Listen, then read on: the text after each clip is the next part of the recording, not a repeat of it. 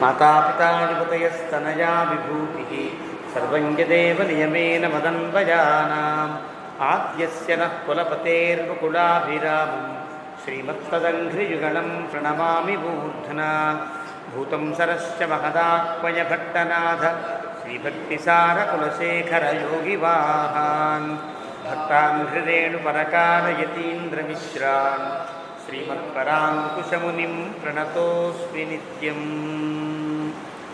पितामहस्यापि पितामहाय प्राचेतसादेशफलप्रदाय श्रीभाष्यकारोत्तमदेशिकाय श्रीशीलपूर्णाय नमो नमस्तात्। आचार्यानस्मदीयानपि परमगुरून् सर्वमाचार्यवर्गं श्रीमद्रामानुजाख्यं मुनिमखिल जनोद्धारणायावतीर्णं पूर्णार्यं यामुनेयं मुनिवरमधतो रामराजीवनेत्रौ वन्दे नाथं मुनीन्द्रं मुकुलधर शमूनाथलक्ष्मी मुकुन्दान्। अस्मद्गुरुभ्यो नमः। शुक्लाम्बरधरं विष्णुं शशिवर्णं चतुर्भुजं प्रसन्नवदनं ध्यायेत् सर्वविघ्नोपशान्तये। यस्य द्विरदवक्त्राद्याः पारिषद्याः परश्शतं विघ्नं निघ्नन्ति सततं विश्वक्सेनं तमाश्रये। ज्ञानानन्दमयं देवं निर्मलस्फटिकाकृतिम् आधारं सर्वविद्यानां हयग्रीवमुपास्महे। अभङ्गुरकलादानस्थूलनक्षत्रमीयुषे तुरंगाय मुखे नमः। पूजन्तं राम रामेति मधुरं मधुराक्षरम् आरुह्य कविताशाखां वन्दे वाल्मीकिकोकिलं। वाल्मीकेर्मुनिसिंहस्य कवितावनचारिणः शृण्वन् रामकथानादं को न याति पराङ्गतिं। यः पिबन् सततं रामचरितामृतसागरम् अतृप्तस्तं मुनिं वन्दे प्राचेतसमकल्मषं।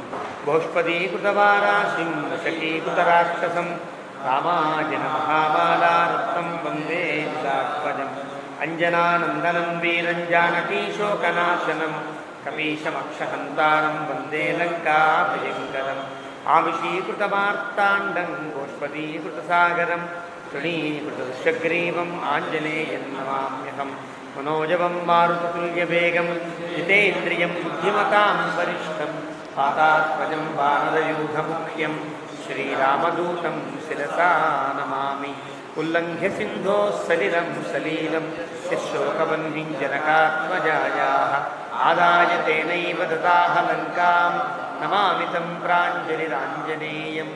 आञ्जनेयप्रतिपाटलाननं काञ्चनाद्रिकमनीयविग्रहं पारिजाततरुमूलवासिनं भावयामि पवमाननन्दनं।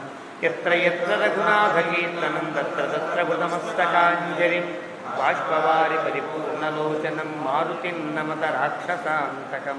वेदवेद्ये परे पुंसि जाते दशरथात्मजे वेदः प्राचेतसादासीत् साक्षात् रामायणात्मना।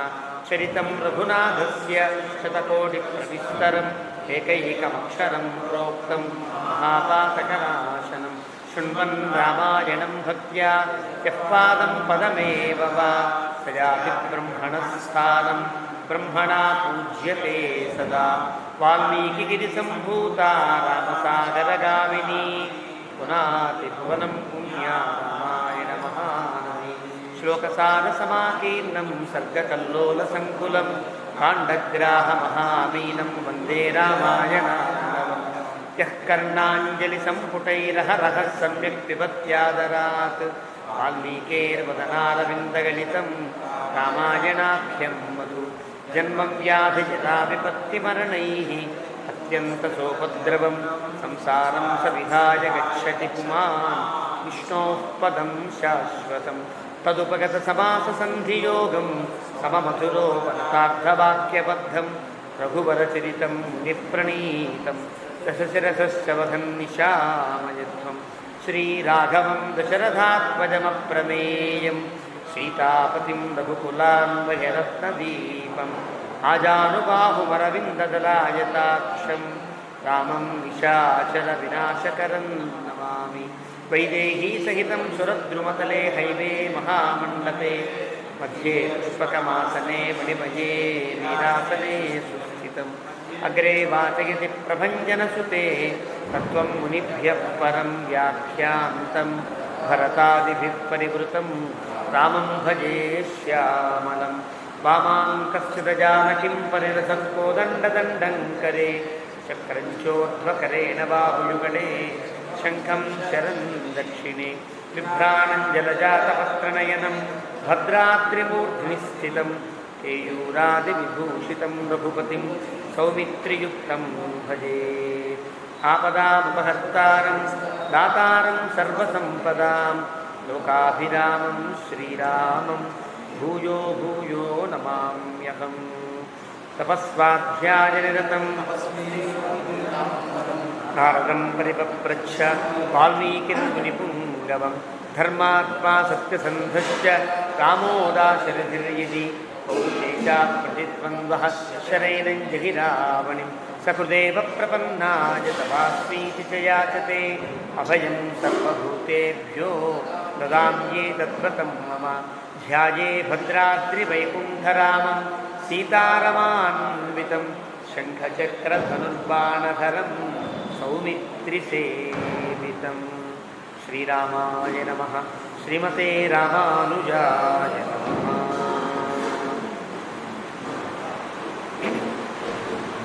భక్తులారా, విళంబిరామ సంవత్సరాన్ని పురస్కరించుకుని మనం ప్రారంభించినటువంటి రామాయణ ప్రవచన లహరిలో ఏడాది గడిచిన తరువాత రెండవ ఏడాదిలో ఉన్నాం మనం. అరణ్యకాండలో ఖరాది రాక్షస సంహారం అంతా పూర్తయింది.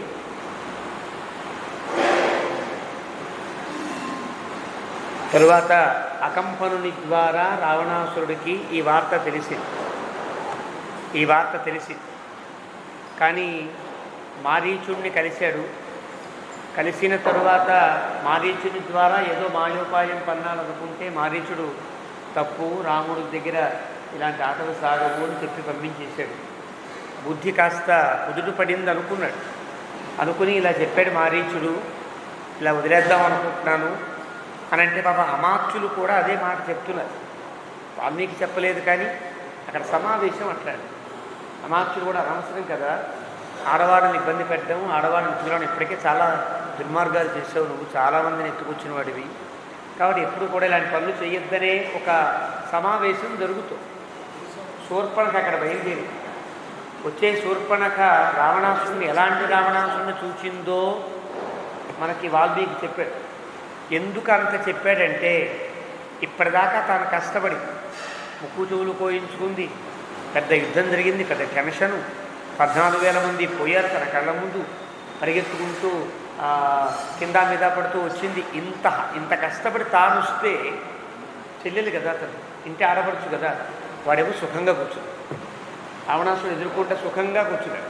అన్నీ చామర కన్యలు, దీపకన్యలు, గొడుగులు పట్టేవాళ్ళు ఇదంతా ఉంటే ఒళ్ళు మండిపోయింది.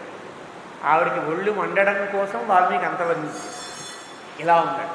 ఇలా ఉన్నప్పటికీ ఒళ్ళు కాలిపోయి వచ్చినాడు. ఒక్కొక్కసారి ఎలా ఉంటుందంటే కొంతమంది మాట్లాడుతుంటే తన దగ్గర తప్పు లేకపోయినా మాట్లాడేవాడు సౌండ్ను పట్టి వీడు అన్నీ వింటాడు. సరే అలాగే తీసుకొని చేస్తాడు అంటే అంతమించి మార్గం ఉండదు. అలాంటి స్థితి రావణాసుడు శూర్పణఖ దగ్గర మాత్రమే, ఇంకెవరి దగ్గర మాట వినడు. కానీ శూర్పణఖ నోరెత్తిందా ఈయన తలకాయలన్నీ కిందకి దింపి కూర్చుంటాడు. అలాంటి స్థితి కొంచెం గయ్యాడితనం శూర్పణఖ దగ్గర కనిపిస్తుంది. ఈ సర్గలో శూర్పణఖ యొక్క ఒక నైజం, ఒక స్త్రీకి అలాంటి గయ్యాడి స్త్రీకి ఉండే సహజమైన నైజం అంతా వాల్మీకి చాలా అందంగా చూపిస్తాడు. వచ్చింది. పైగా శూర్పణఖ దగ్గర మాత్రమే తల వంచుకునే పని రావణాసురుడు ఒకటి చేశాడు. అదేమిటో గతంలో చెప్పుకున్నాం. దేవాసుర యుద్ధంలోనే తనకి సహాయంగా వచ్చాడు శూర్పణఖ భర్త కూడా. వస్తే శూర్పణఖ భర్తతో పాటు యుద్ధం చేస్తున్నాడు. శూర్పణఖ భర్త ఏదో అన్నాడని, ఇలా చేయడం తప్పు కదా అన్నాడని ఆ కత్తి తీసుకుని శూర్పణఖ భర్త యొక్క తలకాయ నరికేశాడు రావణాసురుడు.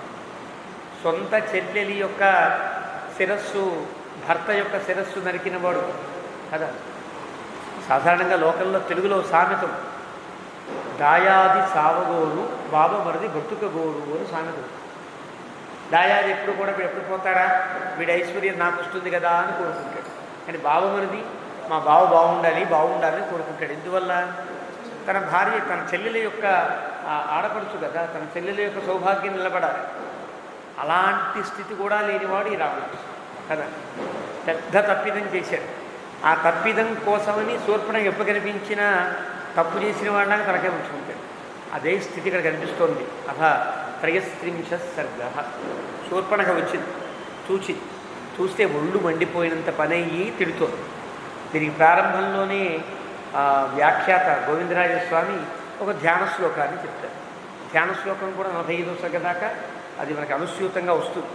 అమర్యాదో భృశం మూర్ఖో వధ్యో యస్య నిశాచరః తమహం నీతి సంపన్నం రఘునాథం సమాశ్రయే. రామచంద్రమూర్తిని నమస్కరిస్తున్నా, ఆశ్రయిస్తున్నా. ఎలాంటి వాడు రామచంద్రమూర్తి అంటే నీతి సంపన్నం, ఎప్పుడు కూడా ధర్మాన్ని తప్పకుండా ఉండేటట్టే దాదాపుగా తన జీవనం అంతా ప్రయత్నం చేస్తాడు. ఎక్కడ ధర్మం తప్పవలసినటువంటి స్థితి ఎంత కష్టం వచ్చినా ధర్మం కాదు కాబట్టి నేను ఎంత నష్టపోయినా పర్వాలా, ఇలాగే ఉండాలి అనుకునే మంచి మనస్తత్వం రాముడిది. నీతి సంపన్నం. వాడో అమర్యాద, మనకి ఏ మర్యాద లేదు. మర్యాద అంటే హద్దులు. చేయొచ్చా చేయకూడదా, ఇప్పుడు చేయకూడదా, ఇలా చేయకూడదా, ఇలాంటి హద్దులేమీ లేకుండా ఉండే అమర్యాదుడు వాడు. మర్యాద పురుషోత్తముడు ఈయన. తేడా ఈ శ్లోకంలో అమర్యాద, ఏమాత్రం మర్యాద తెలియనివాడు. భృశం మూర్ఖ, నిన్నే మనం కథ చెప్పుకున్నాం. లోకంలో ఇద్దరు మూర్ఖులు, దుర్యోధన దశాననవు అంటాడు ఆ పండితుడు. ఇంకో దశాననుడు, వీడు మూర్ఖుడు. వధ్య, సంపదగినవాడే తప్ప ఏమాత్రం ఉపేక్షించదగినవాడు కాదు. అలాంటి రావణాసురుణ్ణి కూడా మార్చాలని విశ్వప్రయత్నం చేసి చివరికి చంపవలసి వచ్చిందని బాధపడిన రామచంద్రమూర్తికి నమస్కారం అని వ్యాఖ్యాత నమస్కారం చేశారు. తత శూర్పణఖా దీనా రావణం లోకరావణం అమాత్య మధ్యే సంక్రుద్ధ పరుషం వాక్యమబ్రవీత్. వచ్చింది శూర్పణఖ, చాలా దీనురాలుగా ఉంది. రావణాసురుని చూసింది. వాడు లోకరావణ, ఇది వరకు అందరినీ ఏడిపించాడు. వాడు పనిగట్టుకు ఏడిపించాడు, అవసరం లేకపోయినా ఏడిపించాడు. ఇప్పుడేమో తనకి ఇంత కష్టం వస్తే సుఖంగా కూర్చున్నాడు. ఎంత తేడా అంటే అది ఒళ్ళు మండిపోయే స్థితి. అమాత్య మధ్యే, ఎక్కడ ఉన్నాడు? అమాత్యులందరి మధ్యలో ఉన్నాడు. వాళ్ళంతా వద్దని చెప్పారు కాబట్టి బాబా ఆగిపోయాడు. సంక్రుద్ధ పరుషం వాక్యమబ్రవీత్, చాలా కోపంతో చాలా పరుషంగా ఇది అంటుంది. ప్రమత్త కామభోగేషు స్వైరవృత్తో నిరంకుశ సముత్పన్నం భయం ఘోరం బోద్ధవ్యం నావబుధ్యసే. శుభ్రంగా తింటున్నావా, శుభ్రంగా సెట్లు పూసుకుంటున్నావు కదా, శుభ్రంగా కూర్చున్నావు కదా, నీకు ఇష్టం వచ్చిన భోగాల్ని అనుభవిస్తున్నావు కదా. ప్రమత్త కామభోగేషు స్వైరవృత్త, నీ ఇష్టం వచ్చినట్టు బతుకుతున్నావు. అక్కడేమో మేము ఏడుస్తూ ఉంటే చస్తూ ఉంటే నువ్వు హాయిగా కూర్చున్నావు. ఇలా మాట్లాడేవాడు తెలుసు మనకి, మన జీవితంలో చాలామంది తారసపడుతూ ఉంటారు కదా. స్వైర్ నిరంకుశ, ఏమాత్రం పోనీ నువ్వెవరన్నా చెబితే ఆగుతావా, నువ్వేదనుకుంటే అది చేస్తావు కదా, అయినా ఇలా ఎందుకు కూర్చున్నావు నువ్వు. సముత్పన్నం భయం ఘోరం, ఎంత భయం ఏర్పడింది అక్కడ. బోద్ధవ్యం నావబుధ్యసే, ఏం తెలియట్లేదా? ఒక చారులు పంపించడం కానీ, అక్కడ ఏమవుతుందో చూడడం కానీ, మన వాళ్ళు బాగున్నారా లేదా చూడడం కానీ ఇవేం అక్కర్లేదా నీకు అంటూ కొంచెం గయ్యాడితనాన్ని ప్రదర్శిస్తుంది. సక్తం గ్రామ్యేషు భోగేషు, చాలా నీచమైనటువంటి భోగాలని అనుభవిస్తావు, నువ్వు మాత్రం సుఖంగా ఉంటావు. కామవృత్తం మహీపతిం లుబ్ధన్న బహుమన్యంతే శ్మశానాగ్నిమివ ప్రజా, నీలాగా నీ ఇష్టం వచ్చినట్టుగా భోగాలను అనుభవిస్తూ కామవృత్తంగా ఉండే రాజుని ప్రజలంతా ఏమాత్రం గౌరవించరయ్యా. ఎలా గౌరవిస్తారు తెలిసిన? శ్మశానంలో అగ్నిని ఎంత తప్పుగా చిన్నతనంగా చూస్తారో, అవమానకరంగా చూస్తారో నిన్ను అలా చూస్తారు. నువ్వు అగ్ని లాంటి వాడివి కావచ్చు, కానీ శ్మశానంలో అగ్ని లాంటి వాడి, ఏమాత్రం మంగళప్రదం కాని వాడిగా అవుతావే అలా అయిపోతావు. ప్రజల్ని పట్టించుకోకుండా అలాంటి వాళ్ళకి కష్టం కలిగితే స్పందించకుండా ఉండే నీవు శ్మశానంలో అగ్ని లాంటి వాడివి. ఎక్కడంటూ మంత్రులందరి మధ్యలో సభలో కూర్చున్నాడు. ఓ పక్కకి రావయ్యా తిడతాను అని చెప్పాలి, మీతో మాట్లాడాలి, రహస్యంగా పిలవాలి కాదు, అందరిలో తిడుతుంది. తనకు ఉండేటువంటి కష్టం అది. గయ్యాళితనం కూడా అదే. స్వయం కార్య ఇక్కడి నుంచి చాలా ఉద్బోధ చేస్తుంది. చాలా రాజనీతి శాస్త్రజ్ఞుల్లాగా ఇదంతా శూర్పణఖ గీత, భగవద్గీతలాగా శూర్పణఖ చెప్పేటువంటి మంచి మంచి శ్లోకాలన్నీ మంచివే. కానీ ఎవరి నోటి వెంట వచ్చిందో దాన్ని బట్టి ప్రమాణంగా స్వీకరించాలి. ప్రమాణంగా స్వీకరించడానికి వీల్లేని మాటలు. ఎందుకంటే ఒకడు ఎంత ఉపన్యాసకుడైనా వాడు ఆచరించకుండా కనుక చెప్తూ ఉంటే వాడి మాటలు ప్రమాణములు కానేరవు కదా. ఓకే, ఎదుటివాడి కోసమే నీతులున్నాయి అంటే పరోపదేశ వేళాయా సర్వే వ్యాసపరాశరా. ఎదుటివాడికి నీతులు చెప్పాలంటే అందరూ వ్యాస భగవానులంత వాడు అయిపోతారు, పరాశ్రమ విశ్వానంత వారు అయిపోతారు. వీళ్ళు మాత్రం పాటించరు కదా. అలాంటి వాళ్ళ యొక్క బోధనలు కానీ ఉపదేశములు కానీ యోగ్యములు కావు. వాడు మంచి మాటలే చెప్పవచ్చు కాక అయినా అంగీకరించవలసిన అవసరం లేదు. సంధ్యావందనం చేయడు, కానీ సంధ్యావందనం కోసం మాత్రం గంట ఉపన్యాసం చెప్తాడు ఒక ఆయన. నిత్య సంధ్యావందనం ఉండవు. ఇలాగ చాలామంది చూస్తున్నాం మనం కదా.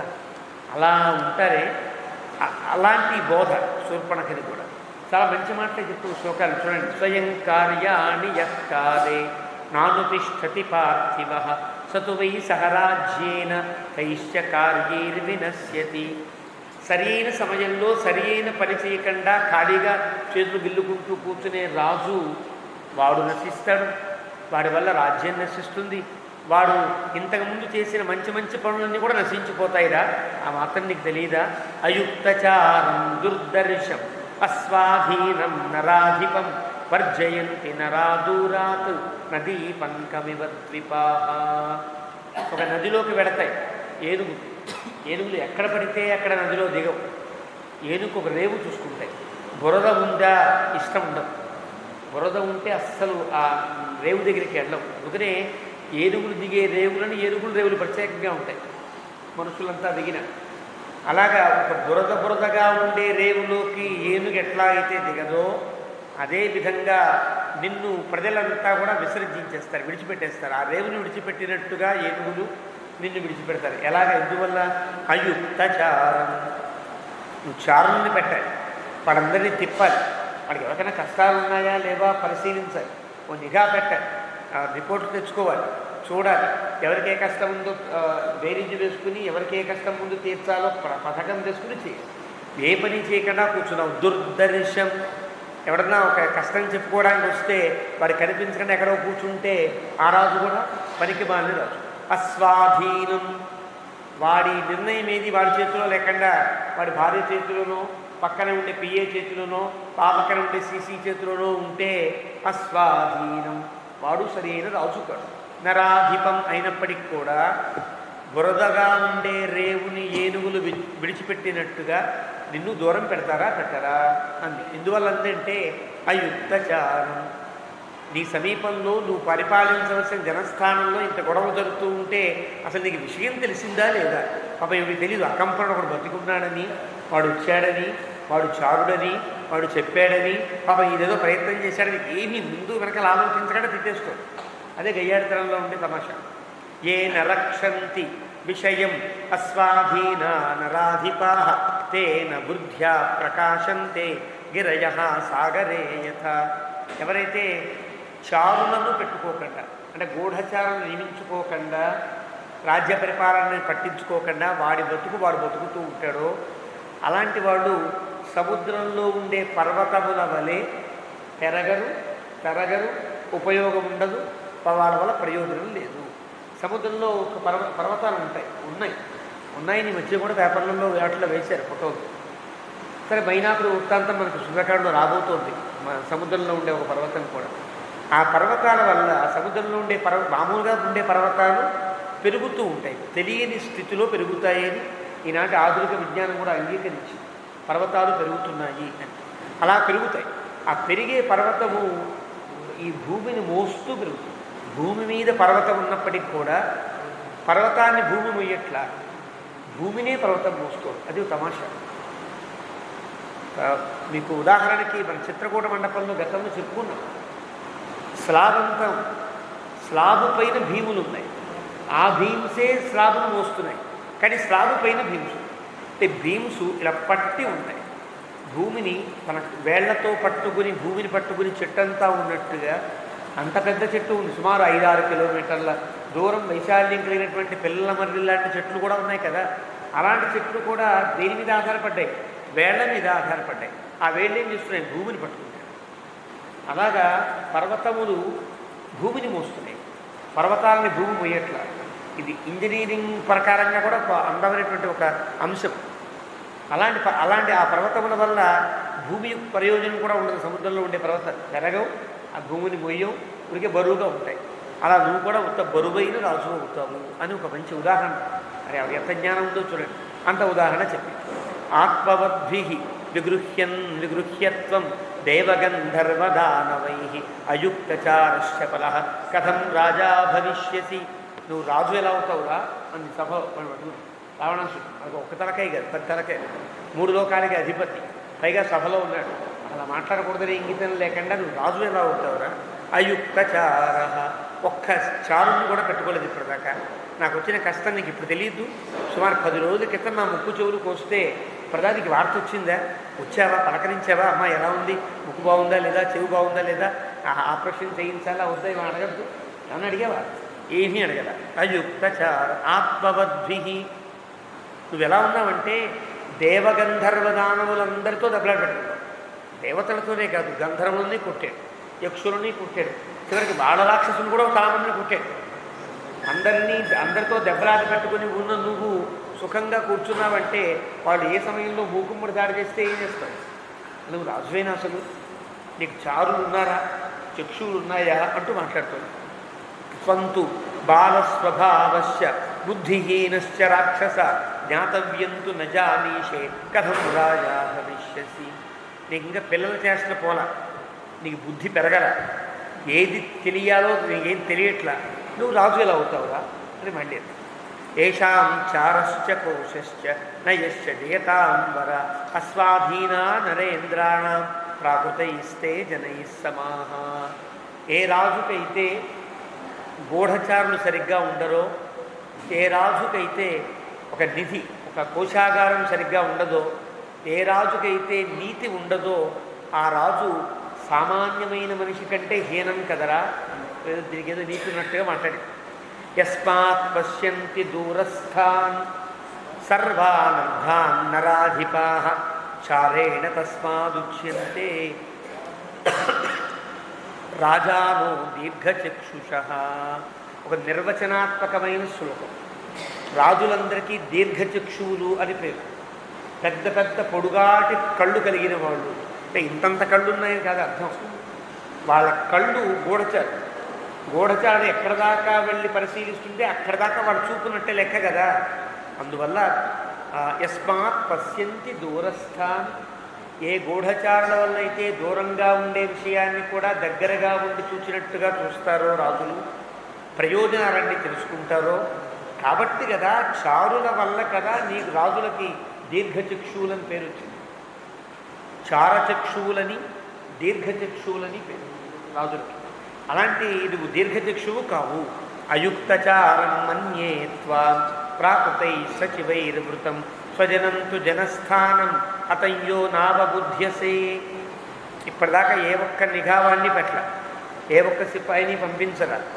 అక్కడేమో ప్రాకృతై సచివైర్వృతం, పనికిమాల వీళ్ళందరితో సోజు చెప్పుకుంటూ కూర్చున్నామని బంతుల్ని కూడా తిట్టింది. వాళ్ళకి ఎంత మండిపో. రాజుగారు కాబట్టి పోతున్నారు కానీ రాజుగా లేకపోతే పొలవ మూర్తిగా వేసేసేవాళ్ళు.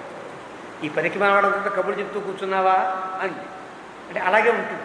వచ్చిన ఆ ఆవేశంకి, కోపానికి, ఆగ్రహానికి వాడి తిట్టడం కాదు, వాడి పక్కన వాళ్ళు కూడా తిడతారు. అలాంటి స్థితి వాడందరినీ తిట్టింది. ఇలా ఉన్నావా?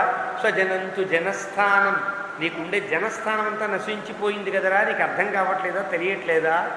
14 సహస్రాణి రక్షసాం క్రూరకర్మణ హతాన్యేకేన రామేణ ఖరస్య సహదూషణ. 14,000 మంది రాక్షసులు, వాడు సామాన్యులు కాదు. క్రూరకర్మణ, ఎంత చెయ్యాలో అంతా చేస్తారు వాడు, అంత క్రూరకర్మ. హతాని, అందరూ కూడా ఏకైన రామేణ, ఒక్క రాముడు చంపేశాడు రా. ఎవరిని? ఖరశ్చ, కరుణ్ణి కూడా.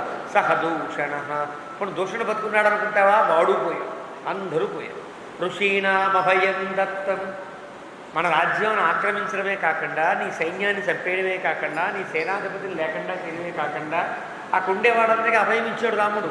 నేనున్నా నీకేం భయం లేదు, హాయిగా యజ్ఞం చేసుకోండి, హాయిగా ధర్మాలు పాటించండి, హాయిగా అనుష్ఠానాలు చేసుకోండి అభయం ఇచ్చాడయ్యా. కృతక్షేమాశ్చ దండకా.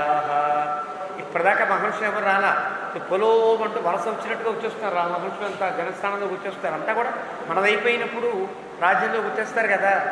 ఎప్పుడైతే కాశ్మీర్ మనదైందో అప్పుడు ఎప్పుడో వలస పోయినటువంటి పండిట్స్ అంతా క్రమక్రమంగా మళ్ళీ కాశ్మీర్ చేరుకుంటారు వాళ్ళ యొక్క స్వగృహాలకు కదా. అలా మహర్షులు అంతా మళ్ళీ దండకానికి వచ్చేస్తున్నారు వాళ్ళంతా. ధర్షితంచ జనస్థానం. నీదైతే పెద్ద కోట కట్టుకుని ఇది నాది అని గిరిగీసి కూర్చున్నావో నీ కోటరి అంతా ధర్షితం, నశించిపోయి. రామేణ అక్లిష్ట కర్మణ. అక్లిష్ట కర్మ అంటే అనాయాసంగా చేస్తాడు ఏ పనైనా సరే. ఎంత పెద్ద పనైనా సులువుగా చేస్తాడు. కొంతమంది ఉంటారు చిన్న పని కూడా అతి కష్టంగా చేస్తారు. వాడు చేసే పనిలో నైపుణ్యం ఉండదు. కొన్ని పనులు చాలా సులువుగా అవుతాయి. ఆ నైపుణ్యం తెలియడాన్ని భగవద్గీతలో పరమాత్మ యోగ కర్మసు కౌశలం, యోగ కర్మసు కౌశలం. ఒక పని చేసేటప్పుడు ఆ పనిలో ఉండే నైపుణ్యాన్ని గుర్తించి నైపుణ్యాన్ని సంపాదించడమే యోగము అంటే. యోగం అంటే మరి ఏదో ముక్కు మూసుకునో కాడు పైకెత్తో చేసేదే కాదు యోగం అంటే. వాడు ఏ పని చేస్తున్నాడు, అది ఏ పనైనా కావచ్చు, ఏ వృత్తి అయినా కావచ్చు, ఆ వృత్తిలో సులువైనటువంటి మార్గములను వాడు కనుక్కున్నప్పుడు వాడిని యోగం అన్నాడు. కాబట్టి రాముడు ఏ పని చేసినా అనాయాసంగా చేస్తాడు. కష్టపడ్డేమిటో ఆశ్చర్యం. అంటే రాముడు గుర్తొచ్చాడు. ఇక్కడి నుంచి రాముడిని తలుచుకుంటూ చాలా ఆనందపడిపోతూ ఉంటుంది పై శ్లోకాల్లో. త్వంతు లుబ్ధ, నువ్వు లుబ్ధుడివి. ప్రమత్తశ్చ, ఏదో మత్తెక్కి పడున్నావు. పరాధీనశ్చ, ఇంక వీళ్ళంతా నిన్ను ఆపేశారు కదా, ఇంక వీళ్ళందరికీ లొంగిపోయి ఉన్నావు. వాళ్ళందరి మీద వీడి కోపం రావడం. విషయే స్వే సముత్పన్నం భయం యో నావబుద్ధ్యసే.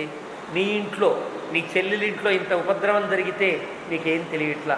తీక్షణం అల్పప్రదాతారం ప్రమత్తం గర్వితం శఠం యసనే సర్వభూతాని నాభిధావంతి పార్థివం. రాజుని ప్రజలంతా కూడా ఇంకా విడిచిపెట్టేస్తారు. ప్రజలు నీ వద్దకు రారు. ఎప్పుడు తీక్షణంగా ఉన్న రాజుని, అల్పప్రదాతారం కొద్దిగా ఇచ్చే రాజు, సరైన రాయితీలు ఇవ్వడం కానీ, సరైనటువంటి ఆపద సమయంలో వాళ్ళకి తగినట్టుగా వాళ్ళకి ఒక సహకారం చేయడం కానీ లేని రాజులు ఉంటారు. ప్రమత్తం, నేను గొప్ప రాజుని, నన్నంత నమస్కరించాలి, నేను ఏ పని చేయను, అయినా మీరు మొక్కాలి అనుకునేటువంటి మొత్తెక్కిన రాజులు ఉంటారు. గర్వితం, గర్వులు. శఠ అంటే గూఢ విప్రియ కృచ్ఛఠ. ప్రతాపరుద్రీయంలో చెప్తాడు గూఢ విప్రియ కృతి, రహస్యంగా అపకారం చేసేవాడిని శఠులు అని అంటారు. అలాంటి వాడిని. వ్యసనే సర్వభూతాన్ని, నీకు పెద్ద ఆపద వచ్చినా ఒక్కరు కూడా నేను పట్టించుకో, అలాగా నువ్వు అయిపోతావు అని. అతిమానినం అగ్రాహ్యం ఆత్మసంభావితం నరం క్రోధినం వ్యసనే హంతి స్వజనోపి మహీపతిం. నీ వాళ్ళు అనుకున్న వాళ్ళు కూడా నిన్ను చంపేస్తారు. ఎలాంటి సమయంలో తెలుసునా? అతిమానినం, నీకు నువ్వే పొగుడుకుంటూ, నీకు నువ్వే గొప్పవాడు అనుకుంటూ అందరినీ అవమానపరుస్తున్న సమయంలో. అగ్రాహ్యం, ఎవరికి అందకుండా ఉండే సమయంలో. ఆత్మసంభావితం నరం, నేను చేసే పనే కరెక్టు, ఇంకోటి ఎవడు చేసినా తప్పే అనే అభిప్రాయం ఉన్నప్పుడు. క్రోధినం, ఎప్పుడూ కోపంతో ఉన్నప్పుడు. వ్యసనం, ఎప్పుడు ఏదో ఒక పిచ్చలవాడుతో ఉన్నప్పుడు. స్వజనోపి మహీపతిం హంతి, నీ వాళ్ళు కూడా నేను చంపేస్తారు, అది నీ చుట్టూ కూర్చున్న మంత్రులు కూడా నేను చంపేస్తారు అని చెప్తుంది. ఒకరి మీద ఒకరికి కోపాలు వచ్చేటట్టుగా మాట్లాడుతుంది అన్నమాట. నాదు తిష్టతి కార్యాన్ని, ఇదంతా శూర్పణఖ యొక్క ఉద్బోధ. వారికి రావణాసురుడికి మంచి మాటలు చెప్తుంది. నాను తిష్టతి కార్యాణి భయేషు న బిభేతి చ క్షిప్రం రాజ్యాక్షితో దీనః తృణైస్తుల్యో భవిష్యతి. నాను తిష్టతి కార్యాణి, ఎవరైతే సరి అయిన కార్యాలు చేయరో, భయహేతువులైనటువంటి విషయముల యందు, ఏదో పెద్ద తుఫాన్ రాబోతోంది, రాజ్యాన్ని అప్రమత్తంగా ఉంచాలి, సునామీ రాబోతోంది, ప్రజలందరినీ కూడా రక్షించాలి, ఇలాంటి భయేషు న బిభేతి ఏదో భయహేతువులు కలుగుతున్నప్పుడు గుర్తించి వాడి అనుగుణంగా ప్రజల్ని కాపాడకుండా ఉండే రాజు ఇలాంటి వాడు క్షిప్రం రాజ్యాతు చ్యుత భవతి. వెంటనే రాజ్యం నుంచి వాడు కింద పడిపోతాడు, రాజ్యం వాడికి ఉండదు. దీనుడైపోతాడు. తృణై తుల్యో భవిష్యతి. చాలా నీచమైన బతుకాల్సి వస్తుంది. వాడి గడ్డిపోత కంటే కణాకష్టంగా అయిపోతాడు, యాచకుడైపోతాడు. దీనికి నమ్మాళ్ళవారు చాలా అందంగా 4వ పత్తులో ఒక కథ చెప్తారు. ఒక రాజు గురించి చెప్తారు. ఒక రాజు అంటే ఒక వ్యక్తిగా నౌన్గా ఉండే రాజు కాదు. రే డబ్బులున్నాయని, రాజ్యం ఉందని, భోగాలున్నాయని, స్త్రీజనం ఉన్నదని, పరిజనం ఉన్నదని గర్విస్తున్నావా? నీకు కథ చెప్తా మనసా అని మనసుకు కథ చెప్తారు. ఓ రుణాయఘమాయ్ అంటూ ప్రారంభించి అందమైన కథ చెప్తారు. ఒక్కొక్క రాజు ఉండేవాడురా. ఆ రాజు ఇలా ఉన్నందువల్ల గర్విగా, క్రోధిగా, శఠుడై, తనకి తానే గొప్పగా అనుకుని ప్రజలను సరిగ్గా పరిపాలించక ఏం పట్టించుకోకుండా ఉండే రాజు రాజ్యాన్ని కోల్పోయి బతకాలి కదా, ఏదైనా తినాలి కదా, అడుక్కోవలసిన స్థితి ఏర్పడింది. తన రాజ్యంలోనే అడుక్కునే స్థితి ఏర్పడింది. తన రాజ్యంలో అడుక్కుంటే వీడు రాజు కదా అని ఎక్కిరిస్తాడు. ఇంకో రాజు పరిపాలిస్తున్నాడు. మరి వాళ్ళెవరు గుర్తుపట్టకుండా అడుక్కోవాలి. పాపం ఏదో రంగు పూసుకునో, నల్లగా బట్ట కట్టుకునో ఏదో అడుక్కోవాలి. అడుక్కోవడం కూడా పగటిపూట అడుక్కుంటే ఎవడైనా గుర్తుపట్టచ్చు. ఇక్కడ అర్ధరాత్రి పూట, రాత్రి చీకటి పడ్డాక అడుక్కోవాలని, చీకటి పడ్డాక అడుక్కునే ఒక రాజుక ఒక ఇంటి ముందుకు వచ్చి అడుక్కుని అక్కడే చీకట్లో నల్లగా పడుకుని ఉన్న ఒక కుక్కని చూడక కుక్కని తొక్కింది. ఆ కుక్క భౌగోని నడిచింది. దొంగ అన్నాడు. అందరూ వచ్చారు. రాజుగారని తెలిసింది. వీడు అవమానపడ్డాడు, వాళ్ళంతా నవ్వారు. ఇలా అయిపోతుందిరా నీ బతుకు అని ఒక అందమైన వేదాంత కథ చెప్తారు. అలాగా దీన తృణై తుల్యో భవిష్యతి. అలా రాజ్యాన్ని పోగొట్టుకుని ఇలా దుర్మార్గంగా గతంలో బతికిన రాజు ఎంత నీచంగా, ఎంత అవమానపడతాడో చూడచ్చు. సీఎం అయిపోయిన ఒక ఆయన అంతకుముందు ఉండే సీఎంని ఎంతెంత ఏడిపిస్తున్నాడో సామాజికంగా మనం ప్రస్తుత కాలంలో కూడా గమనించవచ్చు. రాజ్యం పోతే బతుకు అలా ఉంటుందిరా. శుష్కై కాష్టై భవేత్ కార్యం లోష్ఠైరపి చ పాంశుభి నతు స్థానాత్ పరిభ్రష్టై కార్యం స్యాత్ వసుధాధిపై. చాలా అందంగా ఎండిపోయిన కట్టె పుల్లలతో కూడా పని ఉంటుంది. ఒక మట్టి బెడ్డలతో కూడా పని ఉంటుంది. దుమ్ముతో, ధూళితో కూడా పని ఉంటుంది. కానీ రాజ్యం పోయిన రాజుతో ఏ పని వాడు ఎందుకు పనికి అంటే ఒక దుమ్ము కూడా పనికిరాడు రావాడు అని అంత వాడిని రెచ్చగొడుతుంది. ఉపభుక్తం యథావాస స్రజో వా బుర్దిత యథా ఏవం రాజ్యాత్ పరిభ్రష్ట సమర్థోపి నిరర్ధక. ఎందుకు చెప్తుంది తెలుసిన? రాముడు అక్కడికి వచ్చాడు, కరుణు చంపాడు, జనస్థానం రాజ్యం అయిపోయింది. ఇక్కడికి వస్తాడు, నిన్ను చంపుతాడు, రాజ్యం తీసేసుకుంటాడు. అప్పుడు ఏమవుతావు? ఇలా అయిపోతావు అని ముందు వాడికి భవిష్యత్ చిత్రాన్ని చూపిస్తాడు. భవిష్యత్తులో కాబోయే సినిమా ఇప్పుడే చూపిస్తుంది. ఆ చూపిస్తుంటే వాడు కోపం రావాలని, కోపం వస్తే ఏదైనా చేస్తాడని పాపం ఉండే ఆశ. అందువల్ల వాడి బాగా కట్టుకుని చీకిపోయిన బట్టలని ఎంత అసఖ్యంగా అవసరం పారేస్తారో, వాడి వెండిపోయిన పూలని, వాడిపోయిన పూలని ఎలాగైతే విసిరేస్తారో నిన్ను కూడా విసిరేస్తారా ప్రజలంతా. అప్రమత్తశ్చయో రాజా సర్వజ్ఞో విజితేంద్రియ కృతజ్ఞో ధర్మశీలశ్చ సరాజా తిష్టతే చిరం. అప్రమత్తతగా ఉండాలి రాజునేవాడు. నువ్వు ప్రమత్తుడవై ఉన్నావు, సర్వజ్ఞుడై ఉండాలి. నువ్వు బుద్ధిహీనుడవై ఉన్నావు, విజితేంద్రియ ఉండాలి. నీవేమో కామవృత్తుడవై ఉన్నావు, కృతజ్ఞ అయి ఉండాలి. నువ్వు లోకరావణ అయి ఉన్నావు. పైన ఉండేటువంటి విశేషణాలని ఇక్కడ అప్లై చేసుకోవాలి. చెడ్డరాజుకి మంచి రాజుకి ఉండే విశేషాలు ఆడు ముందు చెప్పేసి చెడ్డరాజు ఎలా ఉంటాడు. ఇక్కడ మంచి రాజు గురించి చెప్తాం కానీ ఒకటి మనం కలుపుకోవాలి. కృతజ్ఞుడై ఉండాలి. ధర్మశీలశ్చ, నీవేమో నీతి మాలినవాడు నేను పైన చెప్పింది. అలా సరాజా తిష్టతే చిరం. ఇలాంటి మంచి రాజు మాత్రమే లోకంలో స్థిరంగా ఉంటాడురా. నయనాభ్యాం ప్రసుప్తోపి జాగత్యనయ చక్షుషా. పడుకున్న పైకి చూపిస్తే నిద్రపోతున్నట్టు కళ్ళు మూసుకుని హాయిగా నిద్రపోతుంటాడు. కానీ వాడు నీతి అనే ఒక కంటితో వెలుకునే ఉంటాడు. రాజు అనేవాడు, మంచి రాజు అనేవాడు ఒక నయము నీతి అనేటువంటి దాంతో వెలుకునే, ఎప్పుడు వెలుకునే ఉంటాడు. నువ్వు ఆ నీతి లేనివాడవై హాయిగా శుభ్రంగా పడుకుంటున్నావు.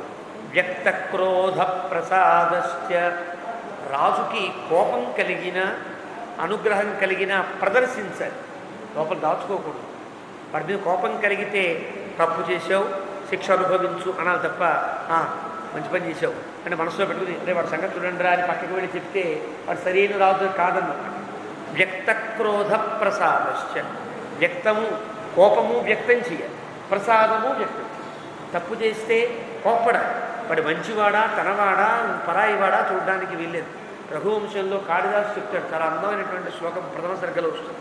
ద్వేష్యోపి సమ్మతశిష్టః తస్యార్థస్య యథౌషధం త్యాజ్యో దుష్టః ప్రియోప్యాసీత్ అంగుళీమోరగక్షత. నాకు చాలా ఇష్టమైన శ్లోకాల్లో ఒక శ్లోకం. ద్వేష్యోపి సమ్మతశిష్టః తస్య ఆర్తస్య యథా ఔషధం. ఎంత అందంగా చెప్పాడండి కాళిదాసు. అద్భుతమైన భావాన్ని 2 పాదాల్లో చెప్తాడు. ఒక మంచివాడు నాకు శత్రువైనప్పటికీ కూడా వాడు నాకు చాలా ఇష్టమైనవాడు. ఒక మంచివాడు శత్రువైనప్పటికీ కూడా నాకు చాలా ఇష్టమైన వాడు, వాడిని స్వీకరిస్తాడు ఆ రాజు. ఎందువల్ల ఎలాగా? తస్య ఆర్తస్య యథౌషధం. రోగం వచ్చిన రోగికి మందు అనేది ఇప్పుడు చేదుగా మందు చేదుగా ఉన్నప్పటికీ కూడా హితాన్ని కలిగిస్తుంది కాబట్టి ఆ మందును స్వీకరించే రోగిలాగా ద్వేషోపి సమ్మతశిష్ట. అది రఘువంశరాజుల్లో ఉండే గొప్పతనము. అంటే 2వ పాదంలో త్యాజ్యో దుష్ట ప్రియోప్యాసీత్ అంగుళీమోరగక్షత. నాకు చాలా ఇష్టమైన వాడు గనక దుర్మార్గుడైతే, దుర్మార్గాన్ని చేస్తే వాడిని విడిచిపెట్టేస్తాను. ఎలాగో తెలుసునా? నాకు ఈ వేలు ఇష్టం, ఈ వేలు మీద పాము కాటేసి ఆ విషయం శరీరం అంతా ఎక్కుతుంది. అప్పుడు ఏం చేయాలి? వేలు తెగ్గొట్టి అవతల పారేస్తాం. అంగుళి ఇవ ఉరగక్షత. పాము కాటేసిన వేలు తెగ్గొట్టి అవతల పారేసి శరీరాన్ని రక్షించుకున్నట్లుగా నాకు ఇష్టమైన వాడు కనుక దుర్మార్గుడైతే వాడిని దూరం పెట్టేస్తా అని కాళిదాసు ఆ రాజు యొక్క గొప్పతనాన్ని చాలా అందంగా చెప్పారు. అలాగా వ్యక్త క్రోధ ప్రసాద.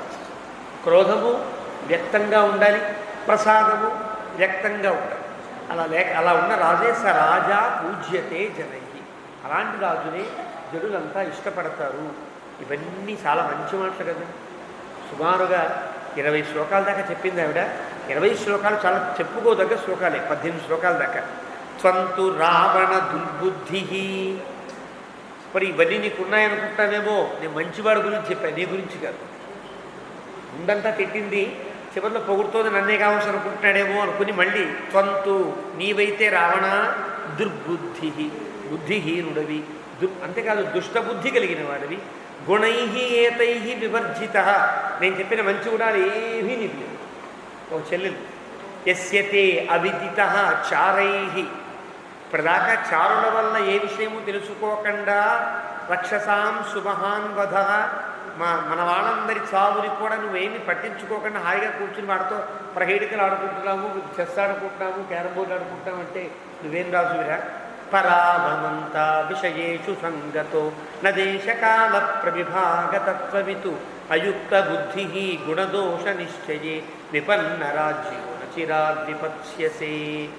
పరాభమంత, ఎప్పుడు ఎదుటివారి యొక్క వారిని అవమానపరుస్తూ నిన్ను నువ్వు పొగుడుకోవడమేనా నీ బుద్ధి? విషయేషు సంగత, నీ సుఖాలు నీ భోగాలే నీకు కావాలా? నా దేశకాల ప్రవిభాగతత్వవితు, దేశాన్ని బట్టి కాలాన్ని బట్టి భాగాన్ని బట్టి ఉండే ధర్మాల్ని ఏమీ ఆలోచించవా? అయుక్త బుద్ధి, ఏమాత్రం బుద్ధి లేకుండా ప్రవర్తిస్తావా? ఏది గుణమో ఏది దోషమో గుర్తించలేవా? విపన్న రాజ్య, నీ రాజ్యానికి ఆపద వచ్చిందిరా. నా చిరాద్విపత్స్యసే, త్వరలో చస్తావు అంది ఈవిడ. అనేటప్పటికీ పైన ప్రహాస దేవతలంతా అమ్మయ్య అవుగాక అనుకున్నారు. ఒక పౌరాణిక చెప్పిన మాట, ఒక స్త్రీ ఆడపడుచు శాపం భయంకరంగా ఉంటుంది కదా.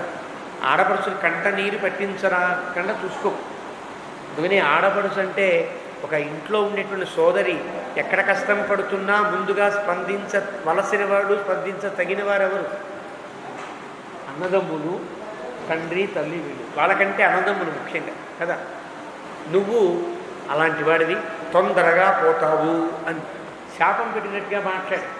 తమాషా ఏంటంటే ఇంత కోపాన్ని శూర్పణఖకి ఇలా ప్రవేశింపజేసిన వాళ్ళు ఎవరు అంటే మళ్ళీ పైనుండి తోలుబొమ్మల ఆట ఆడించే దేవతలే. ఇద్దరిని పంపారు రావణాసుడి దగ్గరికి. ఒకడు అకంపం, వాడి చేతలు తిట్టిస్తే తలకాయ నరికేస్తాడు, వాడి చేతి తిట్టించుకో. శూర్పణఖని ఏమీ చేయలేదు కాబట్టి శూర్పణఖతే తిట్టించాలి, భవిష్యత్ చిత్రాన్ని చూపించాలి, శాపం పెట్టించాలి. అకంపనుడి ద్వారా వాడు చావడానికి వీలైన వధోపాయాన్ని చెప్పించాలి. ఇది దేవతల పన్నాడు. కాబట్టి అకంపనుణ్ణి పంపి వధోపాయం చెప్పించారు, శూర్పణఖని పంపి శాపం పెట్టించారు. అది దేవతల యొక్క తమాషా. అలా చేశారు. ఇది స్వదోషాన్ పరికీర్తితాంస్తయా. ఇక రావణాసురుడు అవి తిడుతూ ఉంటే తమాషా ఇంకోటైతే కోపం తెచ్చుకోవాలి, అయితే ఏదో కింద మీద పడిపోవాలి. నేను అలాంటి వాడినా, నేను మంచివాడిని కదా అనాలి. వీడు అనుకుంటున్నట్ట శూర్పణఖ చెప్పిన గుణాలని నాకు ఉన్నాయి కదా అని లెక్క పెట్టుకుంటాడు. అంటే శూర్పణఖ చెప్తున్న ప్రతి మాటకి తనకు సన్నివేశం గుర్తొస్తుంది. నిజమే, ఆ పని చేశాను కాబట్టి కరెక్టే. ఇది స్వదోషాన్ పరికీర్తితాంతయ. ఇది పలుకుతున్న తిట్లన్నీ కూడా అప్పుడు చేశా కదా, తిట్టింది కరెక్టే, అప్పుడు చేశా కదా, ఇది తిట్టింది కరెక్టే. అంటే ఆడపడుచుని సమర్థించుకునేటువంటి ఒక తమాషా. ఆ తిట్లది కరెక్టే అన్నమాట అనుకుని సమీక్ష బుద్ధ్యా క్షణదాచరేశ్వర అన్ని పరిశీలించుకుని నిజమే అది తిట్టింది అంటే నేను చేసిన పనులే తిట్టింది కాబట్టి దాన్ని ఏం తిట్టడానికి వీల్లేదు అని నిర్ణయించుకుని ధనేన దర్పేన బలేన చాన్విత, ధనంతో దర్పంతో బలంతో కూడా కూడి ఉన్నవాడైనప్పటికీ కూడా రావణాసురుడు విచింతయామాస చిరం సరావణ. నిజమే కదా, ఇంత జరిగితే నేనేమో ఆలోచించుకునేలా కూర్చున్నానేంటి? మారీచుడు చెప్పాడనుకో, వాడేదో చెప్పాడు, ముసలాడైపోయాడు, వాడేదో చెప్పాడనుకో, మీరు మాత్రం ఊరుకోవాలా? అనుకోవాలి కదా. ఏంటి ఇలా కూర్చున్నాను అని ఒక చింతలో పడ్డాడు రావణాసురుడు అంటూ 33 సర్గ వాల్మీకి ముగించాడు. శ్రీరామాయ నమః. శ్రీమతే రామానుజాయ నమః. తతఃశూర్పణఖాం క్రుద్ధాం బ్రువంతీం పరుషం వచః. శూర్పణఖని చూస్తే అది చాలా తిడుతుంది. అలాంటి ఎలా తింటే పరుషం వచ, చాలా పారుష్యంగా మాట్లాడుతుంది. అలాంటి శూర్పణఖని చూస్తే అమాత్య మధ్యే, చుట్టూ మంత్రులంతా ఉంటే సరే నిజమే తప్పు చేశాను అంటే వీళ్ళందరి దగ్గర తన పరువు పోదు, కొంచెం కోపం వచ్చినట్టుగా నడిచాడు. సంక్రుద్ధ పరిపప్రచ్ఛ రావణ. ఎవరి మీద కోపం వచ్చింది అంటే వ్యాఖ్యాత చెప్తాడు, శూర్పణఖ మీద కోపం కాదు, రాముడి మీద కోపం వచ్చింది. ఇదంతా చేసింది రాముడు కదా అని కోపం వచ్చింది అని. రాముడు ఎలాంటి వాడు, ఎవడా రాముడు, ఎంతమంది వచ్చారు, అతని రూపం ఎట్లా ఉంటుంది, అతని పరాక్రమం ఎట్లా ఉంటుంది, ఎందుకు దండకారణ్యంలోకి వచ్చాడు చెప్పు అన్నప్పుడు ఈ వ్యాఖ్యాత రాస్తున్నాడు. పరగోష్ఠీ ప్రసిద్ధానాం గుణానామాకరో మహాన్ అనుజో యస్య సౌవిత్రి తమహం రామమాశ్రయే. ఈ సగ్గన వ్యాఖ్యానం చేసేటప్పుడు రాముడు గొప్పతనాన్ని చెప్తూ నమస్కరిస్తూ వ్యాఖ్యాత ప్రారంభించాడు. ఏమని? పరగోష్ఠీ ప్రసిద్ధానాం. మన గురించి మనవాడు గొప్ప ఊరుకుంటే గొప్పే ఉందండి కదా. మన చుట్టూ ఉండేవాడు మంచివాడండి, గొప్పవాడండి అంటే గొప్ప. మనకి శత్రువులు ఎవరైతే ఉంటారో ఆ శత్రువుల దగ్గర కూడా మన యొక్క కీర్తన సాగుతూ ఉంటే వాడు కొట్టాడు కదండి చాలా మంచివాడే, వాడు ముక్కు చెవులు కోసేసాడు కానీ చాలా గొప్పవాడే అన్నారనుకో, అది గొప్పతనం. ఆ శత్రువు వల్ల అపకారం పొందినవాడు కూడా ఎవరి వల్ల అపకారం పొందానో ఆ అపకారాన్ని చేసిన వాడు చాలా గొప్పవాడైనప్పుడు వాడి గుణాలు పలకలేకుండా ఉన్నాడంటే అది ఎవరు గొప్పతనం? ఆ గుణముడు కలిగిన వాడు గొప్పతనం. అలాగే పరగోష్ఠి ప్రసిద్ధాన గుణానామాకరో మహాన్. రాముడి గుణాలు లాంటివి అంటే రాక్షసులు సైతం గొప్పగా చెప్పుకునేంత గొప్ప గుణములు కలిగిన వాడు రాముడు అని చాలా అందంగా చిన్న శ్లోకంలో చెప్పి, ఎందువల్ల అనుజో యస్య సౌమిత్రి, ఎవరికైతే సౌమిత్రి పక్కన అనుజుడై ఉన్నాడో, ఎందుకంటే రాముడు గుణవంతుడు కదా, లక్ష్మణస్వామి పక్కన ఉంటేనే గుణాన్ని ప్రకాశిస్తాయా అంటే నిజం. ఈ అరణ్యకాండలోని సీతాపహరణం తర్వాత రాముడికి పెద్ద దిక్కుగా లక్ష్మణస్వామి ఎన్నెన్ని అందమైనటువంటి ఉపదేశాలు చేస్తాడో మనం ముందు ముందు తెలుసుకుంటాం. లక్ష్మణుడి పాత్ర చాలా ఉదాత్తమవుతుంది. రాముడి పాత్ర కంటే ఉదాత్తమై కనిపిస్తుంది. అనుజో ఎత్ర సౌమిత్రి యస్య సౌమిత్రి, లక్ష్మణస్వామి ఎవడికి తమ్ముడిగా ప్రక్కనే ఉన్నాడో అలాంటి రాముడికి నమస్కారం. అంటే ఆ గుణములు ఒక్కోసారి మంచి గుణములు ఉన్నప్పటికీ కూడా ఒక భయంకరమైన ఆపద కలిగినప్పుడు పోతే పోయే గుణాలు మనం ఈ పని చేసేద్దాం అనేటువంటి దుర్బుద్ధి కలిగే ప్రామాదికమైన స్థితి ఏర్పడే అవకాశం ఉన్న సమయంలో కూడా లక్ష్మణస్వామి హెచ్చరించి లక్ష్మణస్వామి ధర్మాన్ని చెప్పి రాముని నిలబెడతాడు. అది గొప్ప గొప్ప విషయం పైన తెలుస్తుంది. దాన్ని ఇక్కడ సూచనప్రాయంగా వ్యాఖ్యాత మనకు అందిస్తారు. లక్ష్మణుడు గొప్పతనాన్ని కలిసి మనం గుర్తించవలసి ఉంటుంది అని. అలాగా నమస్కారం చేసి సర్గని వ్యాఖ్యానం ప్రారంభించాడు. రావణాసురుడు అడుగుతాడు, కశ్చ రామ, ఎవడా రాముడు, కథం వీర్య, అతని పరాక్రమం, అతని యొక్క వీర్యం ఎలా ఉంటుంది. వీర్యం అంటే ఆత్మస్థైర్యం అన్నమాట. తన మీద తాను విశ్వాసం కలిగి ఉండడం. తనేదో నా దగ్గర గన్ను ఉంది కాబట్టి నేను ఎంతమందినైనా కొడతాను, గన్ను పోతే అమ్మయో ఏమవుతానో అనుకునేటువంటిది కాదు. తన దగ్గర ఏ ఆయుధము లేకపోయినా తనలో ఉండే విల్ పవర్ అంటారే ఆత్మశక్తి, ఆత్మశక్తిని పట్టి ఎంతమందినైనా దెబ్బలాడడానికి ఎదిరించడానికి వీలైన స్థితి ఎవరికి కలదో వాడిని వీర్యవంతుడు అని అంటారు. అలా వీర్యవంతుడే కనిపించేవాడు మనకి భారతంలో అభిమన్యుడు కనిపిస్తుంది.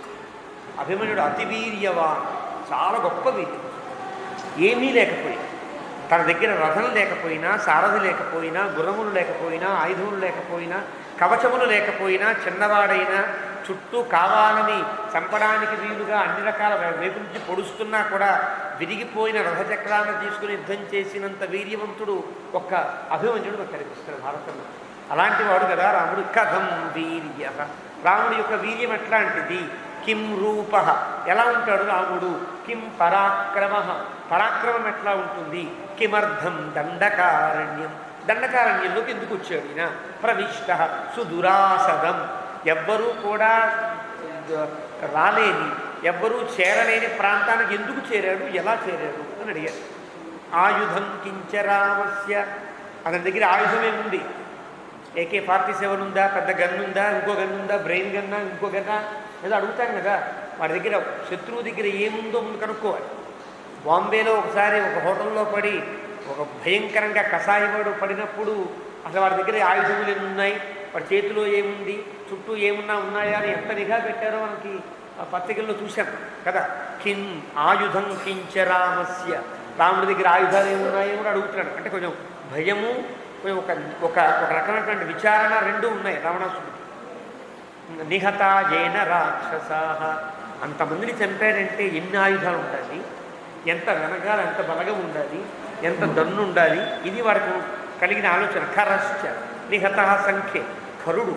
ఖరశ్చ ఒకడిని చెప్పి చ అని వాడినప్పుడు వాళ్ళకి అర్థం ఏంటంటే ఖరుడంతటి వాడు అర్థం. ఖరుడు కూడా అని కాదు అర్థం.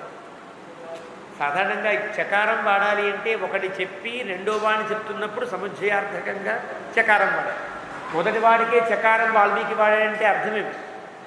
ఖరుడంతటి వాడు. ఖరశ్చ, ఖరుడు ఎంత గొప్పవాడు, నా అంత గొప్పవాడు కదా. అలాంటి ఖరశ్చ నిహత సంఖ్యే, ఖరుడు చంపబడ్డాడు.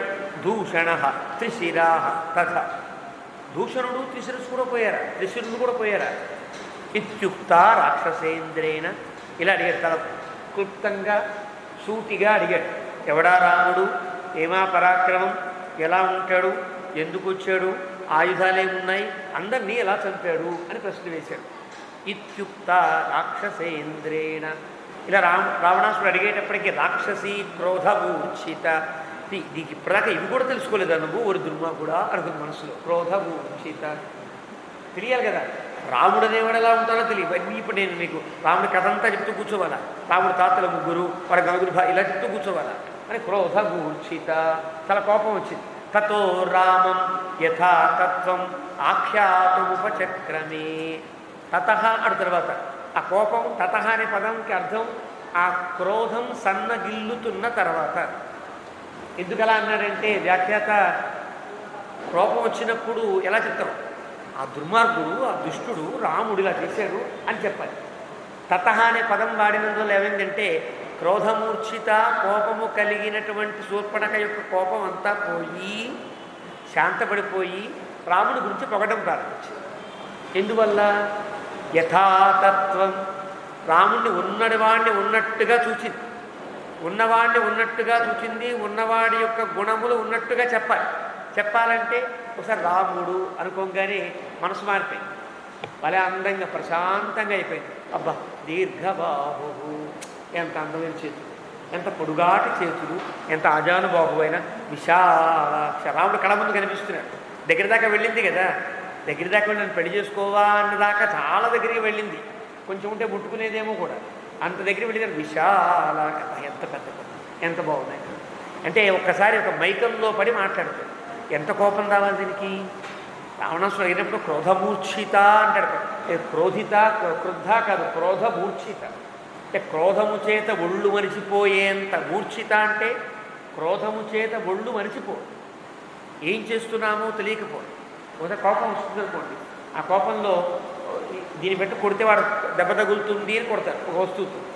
కోపం వచ్చినప్పుడు తన దగ్గర ఉండే సెల్ ఫోన్తో వాడు కొట్టాడు అనుకోండి, ఎవరికి నష్టం?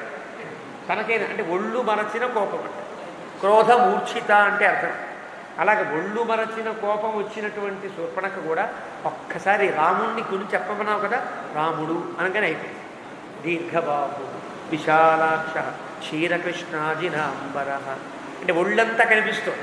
ముందు చేతు కనిపించే పొడగాటి ఆజానుబాహుత్వం కనిపించే, పెద్ద పెద్ద కళ్ళు కనిపించే. నిన్న చెప్పుకున్నాం మనం, పౌరాణికులు వైదికులైన వాళ్ళు రాముణ్ణి అరవిందనేత్రుడుగా సంభావిస్తారు. పౌరాణికులైన వాళ్ళు కవులు ఆజానుబాహువుగా వర్ణిస్తారు. ఈ రెండూ చెప్తుంది. దీర్ఘబాహు విశాలాక్ష క్షీరకృష్ణాజినాంబర అంటే రాముడు తన కళ ముందు కనిపిస్తుంటే ఏం బట్టలు కట్టుకున్నాడో కూడా కనిపిస్తుంది ఆవిడకి. క్షీరకృష్ణాజినాంబర, నార బట్టలు కట్టుకున్నాడు. కందర్ప సమరూపశ్చ, మన్మధుల్లా ఉన్నాడు రా ఇలాంటిది. కిం రూపం అని అడిగాడు కదా వాడు, కిం రూప అని అడిగాడు కదా, ఏం చెప్తావు? కందర్ప సమరూపశ్చ. అతను అడిగిన 4 ప్రశ్నలు చూడండి. రాముడెవరు, అతని వీర్యమేమి, అతని రూపమేమి, అతని పరాక్రమమేమి అని అడిగాడు. రావణాసుడికి కూడా తెలుసు శూర్పణఖ కొంచెం అందమైన మగవాడు కనిపిస్తే నీరు కారే స్వభావం ఉంది, తనకి చెల్లెలే కదా, అలాంటి స్వభావం ఉందని తెలిసినవాడు. కాబట్టి రాముడు ఎలా ఉంటాడు, ఏ రూపంతో ఉన్నాడు అంటే రెండవ ప్రశ్నకే పడిపోతుందేమో అని. ఒక ప్రశ్న ఏమో అనుకూలమైన ప్రశ్న, ఎలా ఉంటాడు, ఎవడు రాముడు, వెంటనే కిం వీర్య, పరాక్రమం ఉంటాడు. మళ్ళీ వెంటనే కిం రూప, రెండు ఒక దగ్గర పెట్టేటప్పటికీ ఆవిడ ట్రాక్లోకి వెళ్ళిపోవచ్చు. ఒకటిది పెట్టుకుంటూ కనుక సర్దితే కొంచెం కనుక స్థితిలో ఉంటుంది అనుకున్నాడు వాడు, ఆడి దృష్టి వాడిది. కానీ ఇది 1, 2, 1, 3 చెప్పింది తప్ప 2, 4 వదిలేసి. పరాక్రమము చెప్పల, వీర్యము చెప్పల, రూపము రాముడి యొక్క గుణము చెప్పింది. కందర్ప సమరూపశ్చ, దీని ట్రాక్ దీనిది, వాడి ట్రాక్ వాడిది. కందర్ప సమరూపశ్చ, మన్మధుళ్ళ అంటే అందమైన రూపం. రామో దశరథాత్మజ, కశ్యరామ అన్నాం కదా, ముందు రూపం వర్ణించింది. వీడు ముందు రాముడు ఎవరు అంటే దశరథాత్మజ అని ప్రారంభించారు. నాకు అక్కర్లా, దశరథుడి కొడుకు అయితే ఏమో, వసుదేవుడి కొడుకు అయితే తనకే అందంగా ఉన్నాడు, కాదు చేతులు ఇదే కనిపిస్తున్నాయి. కానీ ముందు చెప్పి చివరికి కశ్యరామ అన్న ప్రశ్నకి చిట్టమైన జవాబు రామో దశరథాత్మజ, దశరథుల కుమారుడు. నువ్వు ఈ తర్వాత ఏమడియో మర్చిపోయాను అంటే ఆయుధమే అన్నాడు. శక్రచాప నిభం చాపం, ఆయుధం ఉంది. ఎవడు తెలుసున్నది? ధనస్సు. ఎలా ఉందో తెలుసునా? శక్రచాప నిభం చాపం, ఇంద్రధనస్సులో పెద్ద ధనస్సు, రంగురంగుల ధనస్సు. వికృష్య కనకాంగదం దీప్తాం క్షిపతి నారాచాన్ సర్పానివ మహావిషాన్. మళ్ళీ ఒకసారి రాముడు యొక్క రూపం దగ్గర నుంచి యుద్ధం చేసే సమయంలో రాముడు మనకు కనిపించాడు. రాముడు 2 సార్లు చూసింది రాముడిని. 1 పెళ్లి చేసుకోవా అని అడిగినప్పుడు, 2వది ఖరాదులందరినీ చంపుతూ ఉంటే చాటుగా చూసినప్పుడు, 2 చూసింది. ఆ 2వ రూపం ఎలా ఉంది? ఎలాగ ధనస్సు పట్టుకున్నాడు, అల్లెత్రాడు లాగుతున్నాడు, ఎంత బాగున్నాడు. యుద్ధం చేస్తూ ఉంటే తన వాళ్ళని చంపుతూ ఉంటే పొగుడుతోంది, ఎంత బాగున్నాడు. అతను వేసిన బాణములు సర్పముల వలె వచ్చి మన వాడిని మింగేస్తున్నాయి, ఎంత బాగుందో తమాషా తెలుసునా అని మాట్లాడుతుంది. నా దదాన శరాన్ ఘోరాన్ నముంచంతం శిలీముఖాన్. నకార్ముకం వికర్షంతం రామం పశ్యామి సంయుగే. తమాషా రావణ అన్నయ్య, ఎప్పుడు బాణం తీస్తున్నాడో తెలియట్లేదురా, ఎప్పుడు సంధించాడో తెలియట్లేదురా, ఎప్పుడు లాగాడో తెలియట్లేదురా, ఎప్పుడు వేశాడో తెలియట్లేదురా, మన వాళ్ళకి పడిపోవడం మాత్రం నాకు కనిపిస్తుందిరా అంది. వికర్షంతం రామం పశ్యామి సంయుగే అంటే ఏం చూస్తుంది? ఏమీ చూడాలి, రాముడిని చూస్తుంది అంతే. కాబట్టి వాడు బాణం తీసాడా వేసాడా ఒక రాముడు మొహం రాముడి చేతులు ఇంతే చూస్తుంది. హన్యమానంతు తత్సైన్యం పశ్యామి శరవృష్టిభి ఇంద్రేణేవోత్తమం సస్య మహతం త్వస్వృష్టిభి. రాముడు చంపుతుంటే ఎలా ఉందో తెలుస్తున్నా రావణ అన్నయ్య, అతను శరాల బాణాల వృష్టి కురిపిస్తూ ఉంటే బాగా పండిన పంటని ఇంద్రుడు రాళ్ళవర్షం కురిపించి వడగళ్ళవారు కురిపించి చంపేసినట్టంత అనాయాసంగా వాడు చంపేశాడు రాద్దన్ని. రక్షసాం భీమరూపాణం సహస్రాణి 14 రక్షసాం భీమరూపాణ భయంకరాకారం ఉన్నవాడంతా అతను అందంగా ఉన్నాడు. వీళ్ళంతా భయంకరాకారులై ఉన్నారు. రాముడు ఒక్కడే కావచ్చు, వీళ్ళు మాత్రం 14,000 మంది ఉన్నారు. నిహతాని శరైస్తీక్ష్ణై అంతా పోయారు. తేన ఏకేన పదాచిన ఒక్కడు రాముడు కిందే నుంచున్నాడు. రథం కూడా ఎక్కల, గట్టు మీద కూడా నుంచోలా. కిందున్న రాముడు ఒక్కడే ఇంతమందిని చంపేశాడు. అర్ధాధిక ముహూర్తేన ఎంత 72 నిమిషాలు లాగేశాడు. ఒక్కసారిగా ఒక అర్ధాధిక ముహూర్తేన ఒక ముహూర్తమన్నర కాలంలోనే అంకరశ్చ సహదూషణ వీళ్ళందరినీ చంపేశాడు. ఋషీణామభయం దత్తం కృతక్షేమాశ్చ దండకా ఋషులందరికీ అభయం ప్రసాదించబడింది. అందరూ హాయిగా ఉన్నారు. ఏకా కథంచిన్ముక్త అహం నేనొక్కదానినే బతికి ఇక్కడికి చేరుకున్నాను. అకంపనుడు సంగతి ఇవిడికి తెలియదు అని ఈ శ్లోకం వల్ల స్పష్టం అవుతుంది. అకంపనుడు ఒకడు పరిగెత్తుకుంటూ వచ్చాడు. ఆ 14,000 మంది కంటే భిన్నమైన రహస్య గూఢచారి.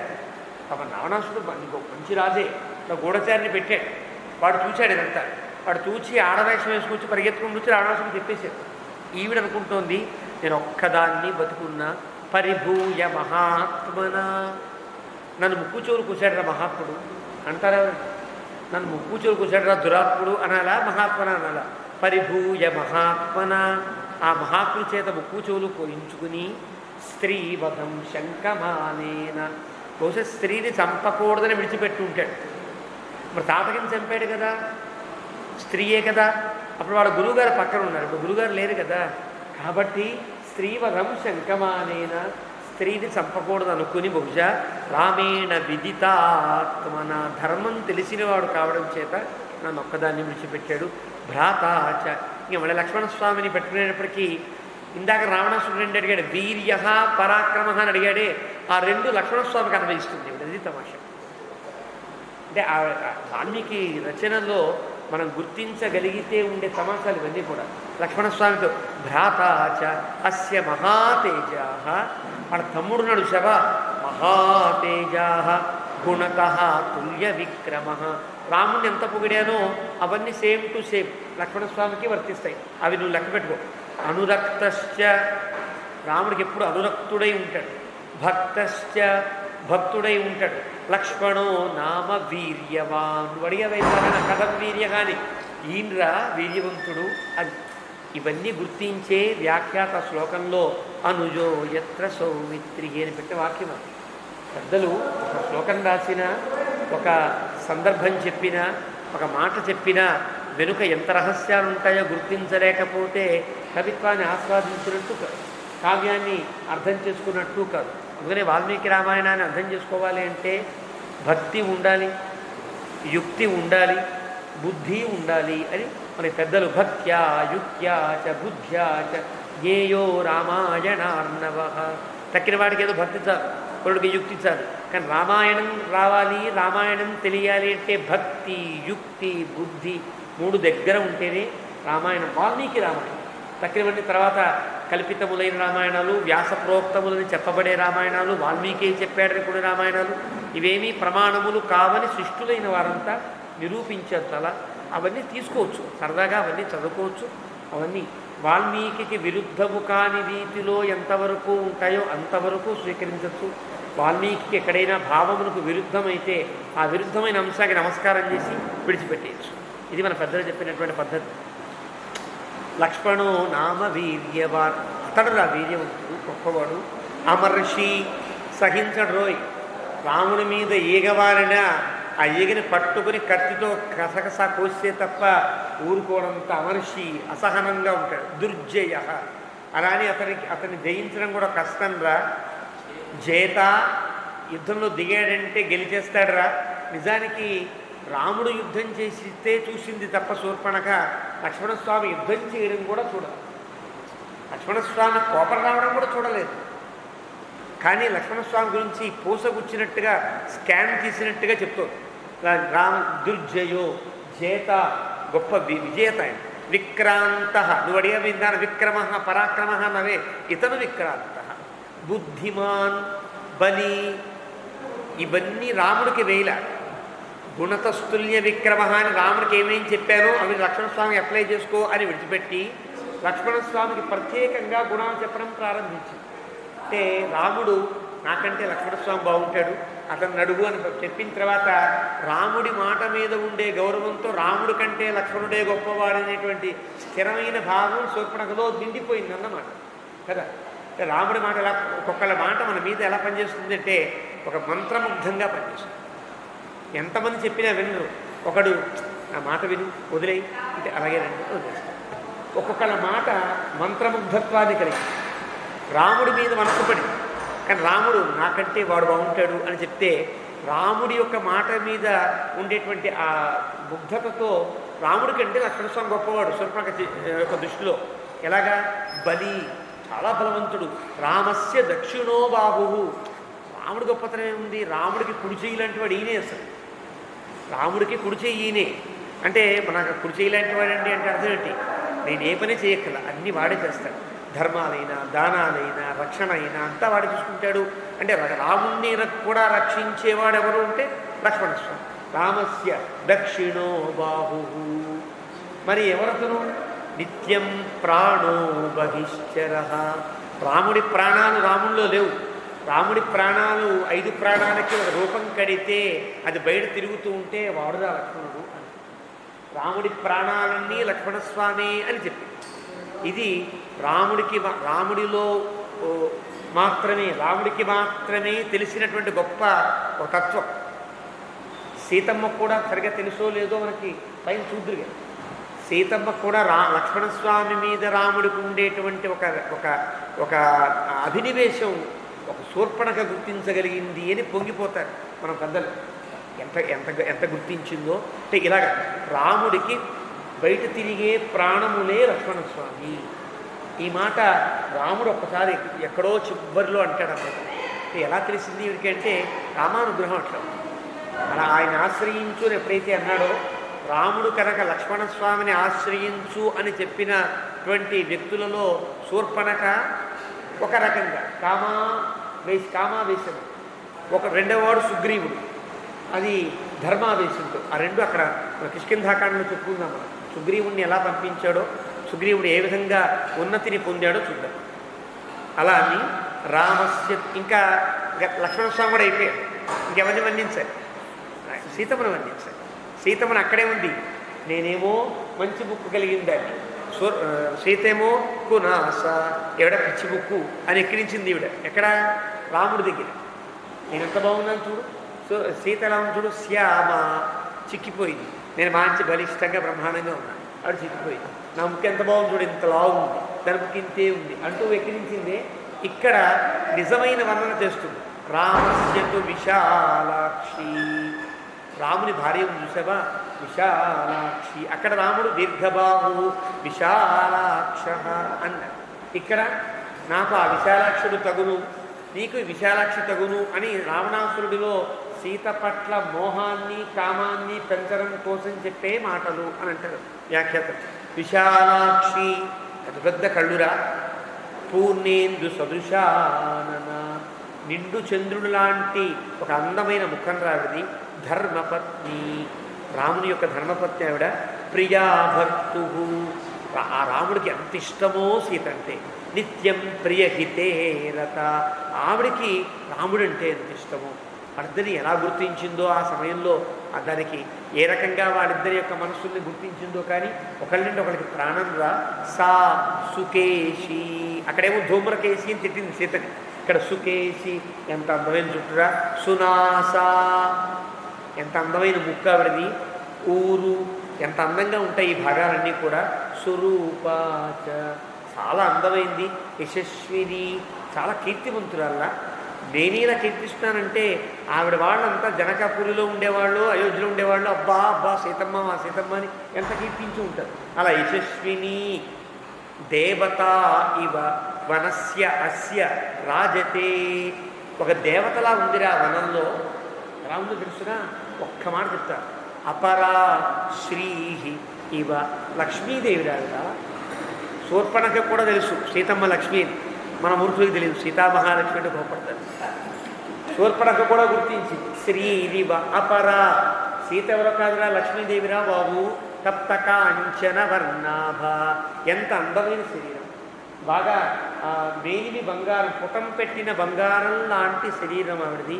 రక్త తుంగ నఖీ శుభ, గోల్డ్ ఉన్నాయి ఆవిడది.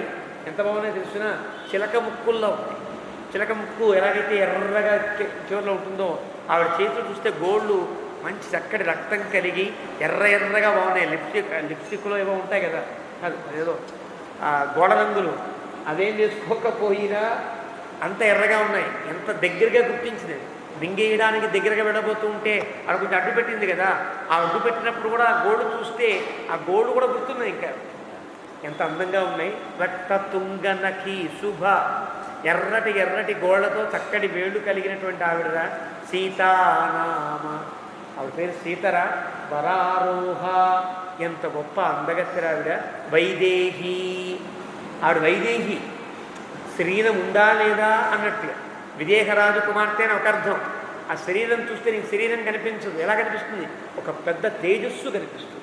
వైదేహి అంటే అర్థం. వైదేహి అంటే ఏదో విదేహరాజు కుమార్తె అని అర్థం చెప్తే చెప్పచ్చుగా, కానీ పెద్దలు వైదేహి అంటే అక్కడ చూస్తే ఒక రూపం కనిపించకుండా ఆ రూపమంతా తేజోమయంగా కనిపించేంత గొప్ప ఆవిడరా అని. మళ్ళీ తను మధ్యమ, మధ్యలో సన్నటి నడువురా, ఎంత బాగుందిరా ఆవిడ అని. ఇంకా ఇప్పుడు రావణాసురుడిని మెల్లమెల్లగా ట్రాక్లో దింపుతోంది. చాలా తెలివైనడు, గయ్యాడే కాదు, చాలా తెలివైనవాడు కూడా. యస్య సీత భవేద్ భార్య, ఎవరికైతే సీత భార్యగా ఉంటుందో, ఒక బాణం వేసి రాముడికి భార్యగా ఉంది కాబట్టి రాముడు జయించగలుగుతున్నాడు. అదే కనుక నీకు భార్య అయితే నువ్వు జయించగలుగుతావు. అప్రమేయం హి, నిన్న మన గుర్తురాల మొన్న, అప్రమేయం హి తత్తేజ యస్య సా జనకాత్మజ. మారీచుడు చెప్తాడు, పెళ్లి కాకముందు రాముడి దెబ్బే ఇంత భయంకరంగా ఇన్నాళ్ళు నాకు గుర్తుంటే, ఇప్పుడు పెళ్ళయింది, సీతమ్మ పక్కన ఉంది, సీతమ్మ పక్కన ఉంటే అప్రమేయం హి తత్తేజ. ముందు సగ్గలు వస్తుంది. అప్పుడైతే రాముడు ఇంత గొప్పవాడు అని చెప్పేవాడు. ఇప్పుడు సీత పక్కన ఉంది కాబట్టి అప్రమేయం హి తత్తేజ, ఆ తేజస్సు ఇంతే అని చెప్పడానికి వీలు కాదు. ఎందువల్ల? యస్య సా జనకాత్మజ, ఎవడి పక్కనైతే సీతమ్మ ఉంటుందో, సీతమ్మ పక్కన ఉన్నవాడి తేజస్సు ఇంత అంతా కాదని మారీచుడు చెప్తాడు తర్వాత.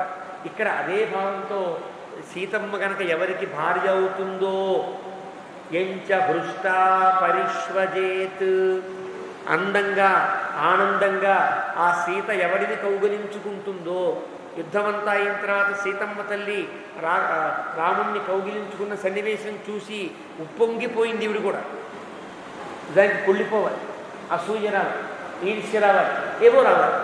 కానీ చూసి అబ్బా ఎంత అద్భుతమైన సన్నివేశం అని తాను ఒక ఉత్తేజితమైనటువంటి సన్నివేశం అన్నమాట. కాబట్టి ఆ సీత కనుక గబగబా వచ్చి ఆ వ్యక్తిని ఎవరినైతే కౌగిలించుకుంటుందోరా రావణ అంటే ఆ దృశ్యం చూసింది కాబట్టి.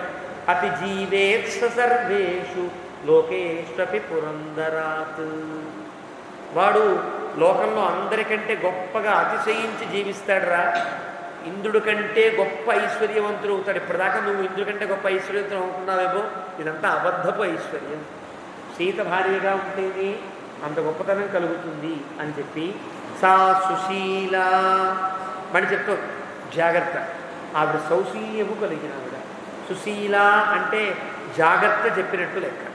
వాడికి ఎక్కించింది ఈవిడే, జాగ్రత్త చెప్తుంది ఈవిడే.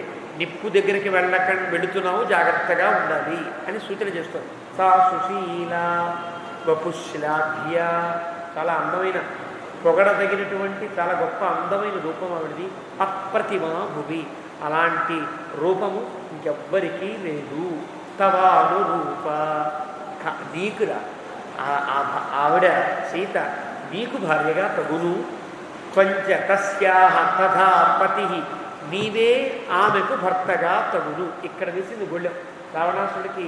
ఇంకా ఒక్కసారి వాడు ఇంకా అన్ని కరుడు లేడు, దూషణుడు అన్నీ మర్చిపోవాలి, వాడు వెళ్ళిపోవాలి. నిజానికి ఒక వ్యాఖ్యాత అంటాడు, శూర్పణఖ మాట్లాడవలసిన మాటలు ఇవేమీ కావచ్చు, ఇలా మాట్లాడచ్చు. అది శూర్పణఖ రాముడి దగ్గరికి ఎందుకు వెళ్ళింది అంటే ఎదురిచ్చయ్యా అని వాల్మీకి వేశాడు ఒక. కానీ స్కందపురాణంలో ఒక కథ ఉంది. లక్ష్మణస్వామి ఒకనాడు పర్ణశాల దగ్గర దర్భలని కోసుకుందామని, దర్భలు తనకి కావలసినటువంటి కందములా కోసుకుందామని కత్తి పట్టుకుని వెడుతుంటే వీళ్ళ ముగ్గురిని కూడా ఒకడు కాచుకుని రాక్షసుడు కూర్చున్నాడు ఆ పొగలో. వాడు కేవలం సీతమ్మ మీద అపకారం చేద్దామనే కూర్చున్నాడు. అలాంటి వాడు లక్ష్మణస్వామి ఆ దర్భలు కోస్తూ పొదల్లో ఉన్నవాడిని గుర్తించకుండా కత్తితో గట్టిగా కొట్టేటప్పటికీ వాడి తలక ఎగిరిపోయింది. వాడికి పేరు జంబుకాసురుడు అని పేరు. వాడు శూర్పణఖ కొడుకు. శూర్పణఖకు 2 కొడుకులు ఉన్నాయి. తమాషా మనకి అది పురాణాంతరాల్లో కనిపిస్తుంది. ఒకడు జంబుకుడు, రెండో వాడు శంభూకుడు. వాడు ఎప్పుడో ఉత్తరాఖండలో వాడు తపస్సు చేస్తూ ఉంటే రాముడు వెళ్ళి వాడిని సంహరిస్తాడు. ఆ సంహరించినటువంటి కథలో చాలా తమాషాలు, మలుపులు, ప్రక్షిప్తాలు, అసంబద్ధాలు చాలా ఉంటాయి. తర్వాత చేరిన అసలు కథలో శూర్పణఖ కుమారుడు, అంటే శత్రుశేషం ఇంకా ఒక్కటి మిగిలి ఉంది. వాడు తపస్సు చేస్తున్నా వాడిని ఉంచడానికి వీల్లేదని రాముడు సంహరించాడని చెప్పుకోవాల్సి వస్తుంది. ఉత్తరాఖండ కథ దగ్గర మనకు అది వస్తుంది. ఆ జంబుకాసుడు ఒకడు.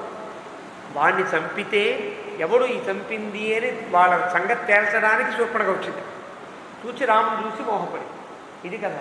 కాబట్టి ఇవి ఎలా ఉండాలి? కొడుకును కోల్పోయింది, అన్నదమ్ములను కోల్పోయింది, తన సైన్యాన్ని కోల్పోయింది, తన ఇల్లు అంతా కోల్పోయింది, తన రాజ్యాన్ని కోల్పోయింది, తన కూచువులు కోల్పోయింది, జీవితం కోల్పోయింది. పరిగెత్తుకుంటూ వచ్చిన ఆవిడ ఏం మాట్లాడాలి? ఇలా ఎందుకు మాట్లాడింది అంటే అది రామప్రభావాద్ ఆశ్చర్యం, రాముని యొక్క ప్రభావం యొక్క ఆశ్చర్యమే అది అని అంటారు ఆ వ్యాఖ్య. హనుమంతుడు చెప్తాడు సుందరకాండలో, రామప్రభావాత్ ఆశ్చర్యం. ఎక్కడ తనకి తన తోక కాల్చిన నిప్పు తనకు అంటుకోలేదేమి అనడానికి హనుమంతుడు చెప్పే మాట ఇదంతా రామప్రభావము అని అంటారే. శూర్పణఖ కూడా రామప్రభావానికి లోనైపోయి ఇప్పుడే ఈ లక్షల సంవత్సరాల తర్వాత మనమే రాముడి గురించి చెప్పుకుంటూ ఉంటే హృదయం ఆనందంతో తరంగితం అవుతూ ఉంటే రాముడిని చూచిన వాళ్ళ సంగతి ఏం కావాలి?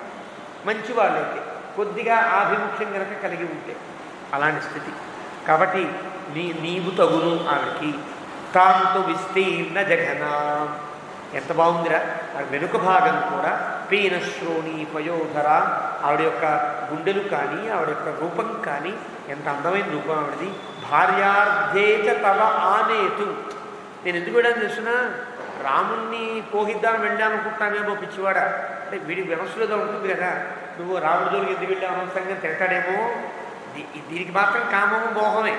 కానీ తన మీద చెప్పుంటే ఎట్లా ఎలా ఉంటారంటే మనిషి యొక్క నైజం ఎలా ఉంటుందంటే తన తప్పు చెప్పుకోకుండా నీకోసం వెళ్ళానురా నాకు ఇలా అయింది అంటే వాడి కోపం వస్తుందని, నీకు ఆ అమ్మాయి తగునని ఆ అమ్మాయిని నీకు భార్యగా చేద్దామని నేను వెళ్ళానురా. ఉద్యత అహం వరాననాం, సీతను నీకు ఇచ్చి పెళ్లి చేద్దామనేటువంటి సంధి మాటలు మాట్లాడడానికి నేను వెళితేరా. విరూపితాస్మి క్రూరేణ లక్ష్మణేన మహాభుజ, అప్పుడు లక్ష్మణస్వామి నాకు కూసాడురా. నేనేదో కామంతో వెళ్ళామనుకుంటాను పిచ్చివాడా, నేను నీకోసమే వెళ్ళా, నీకోసం అమ్మాయిని తెద్దామని వెళితే అప్పటిదాకా లక్ష్మణస్వామి ఎంత పొగిడింది. ఇప్పుడు అంటోంది క్రూరేణ, చాలా క్రూరాత్ముడైన లక్ష్మణుడు నా ముక్కు చెవులు కూసాడురా మహాభుజ అని. మహాభుజ అంటే అర్థం ఏంటి? 2 చేతులు కలిగిన వాడు నా ముక్కు చెవులు కోస్తే 20 చేతులు కలిగిన వాడు నువ్వు ఉరికి కూర్చుంటావరా గాజులు దొరుకుని అని వెక్కిరించినట్టు లెక్క. మహాభుజ అనే సంబోధనకు ఉండే అర్థం అని తిట్టింది. తాంతు దృష్ట్వా అద్య వైదేహీం పూర్ణచంద్ర నిభాననా మన్మథస్య శరాణాం వై త్వం విధేయో భవిష్యసి. నేను కాదు, ఒక్కసారి నన్ను సీతమ్మను చూచావంటే పూర్ణచంద్ర నిభ ఆనన నిండు చంద్రుడు లాంటి ముఖ వర్చస్సు కలిగిన ఆమెను చూస్తే గనక మన్మధుడు బాణాలు వేలకు వేలు నిన్ను గుచ్చుకుని ఆవిడికి విధేయమైపోతావురా, ఆవిడ లొంగిపోతావురా నువ్వు అని. యది తస్యా అభిప్రాయో భార్యార్థే తవ జాయతే. నీకు కలుగుతుంది కదా, ఆవిడ కోరిక కలుగుతుంది కదా అని మన రెచ్చగొడుతుంది. ఎలా ఉంటాయి కొంతమంది మాట్లాడుతూ, నీకు అర్థమైంది కదా, నువ్వు పెడతావు కదా అని అంటారే, అలా నీకు కోరిక కలుగుతుంది కదా, ఆవిడ పెళ్లి చేసుకోవాలనిపిస్తుంది కదా. ఎది తస్య, ఎది అంటే పదం అదే అర్థం. ఎది అనే పదం ప్రయోగిస్తే నీకు అవుతుంది కదా, నీకు మనసులో కోరిక కలుగుతోంది కదా అని కనుక కోరిక కలిగితే ఏం చేయాలి చూసినా శీఘ్రం ఉద్ధ్రియతాం పాదో జయార్థ విహదక్షిణ. వెంటనే కుడికాలు ముందు పెట్టి బయలుదేరు. అంటే వాడిని అక్కడి నుంచి పంపించాలి, వాడిని లేపాలి. వాడు రాముణ్ణి లక్ష్మణుణ్ణి సీతకి తన పట్ల జరిగిన అపకారానికి కక్ష తీర్చుకోవాలి. తన రాక్షసీత్వాన్ని బయటపెడుతోంది ఇక్కడ. కాబట్టి వెంటనే లే, నీ కుడికాలు ముందు పెట్టు. జయార్థం కుడికాలు ముందు పెట్టాలి అంటే జయం కోసం. వాళ్ళకు కూడా సెంటిమెంట్ ఉంటాయి. అంటే జయం కలగడం కోసం ముందు కుడికాలు ముందు పెట్టాలి. అశుభం కలగాలంటే ఎడంకాలు ముందు పెట్టాలి. పవన్ హనుమంతుడు ఆ సుందరకాండలో పుప్లువే అని దాటానికి చక్రేధ పాదం సవ్యంచ శత్రువునాం సతుమూర్ధని వాల్మీకి తమాషాగా చెప్తాడు. హనుమంతుడు అలవాటు కొద్దీ మంచివాడు ఎప్పుడు అలవాటు కొద్దీ మంచి పనే చేస్తాడు కదా. హనుమంతుడట కుడికాలు ముందు పెట్టుకుని చిచ్చి అనుకుని ఎడంకాలు తీసుకుని ఎడంకాలు ముందు పెట్టాడు. వాళ్ళ తమాషాగా పెట్టాడు హనుమంతుడు అని వాల్మీకి అక్కడ పొంగిపోతాడు. శత్రువునాం సతుమూర్ధని.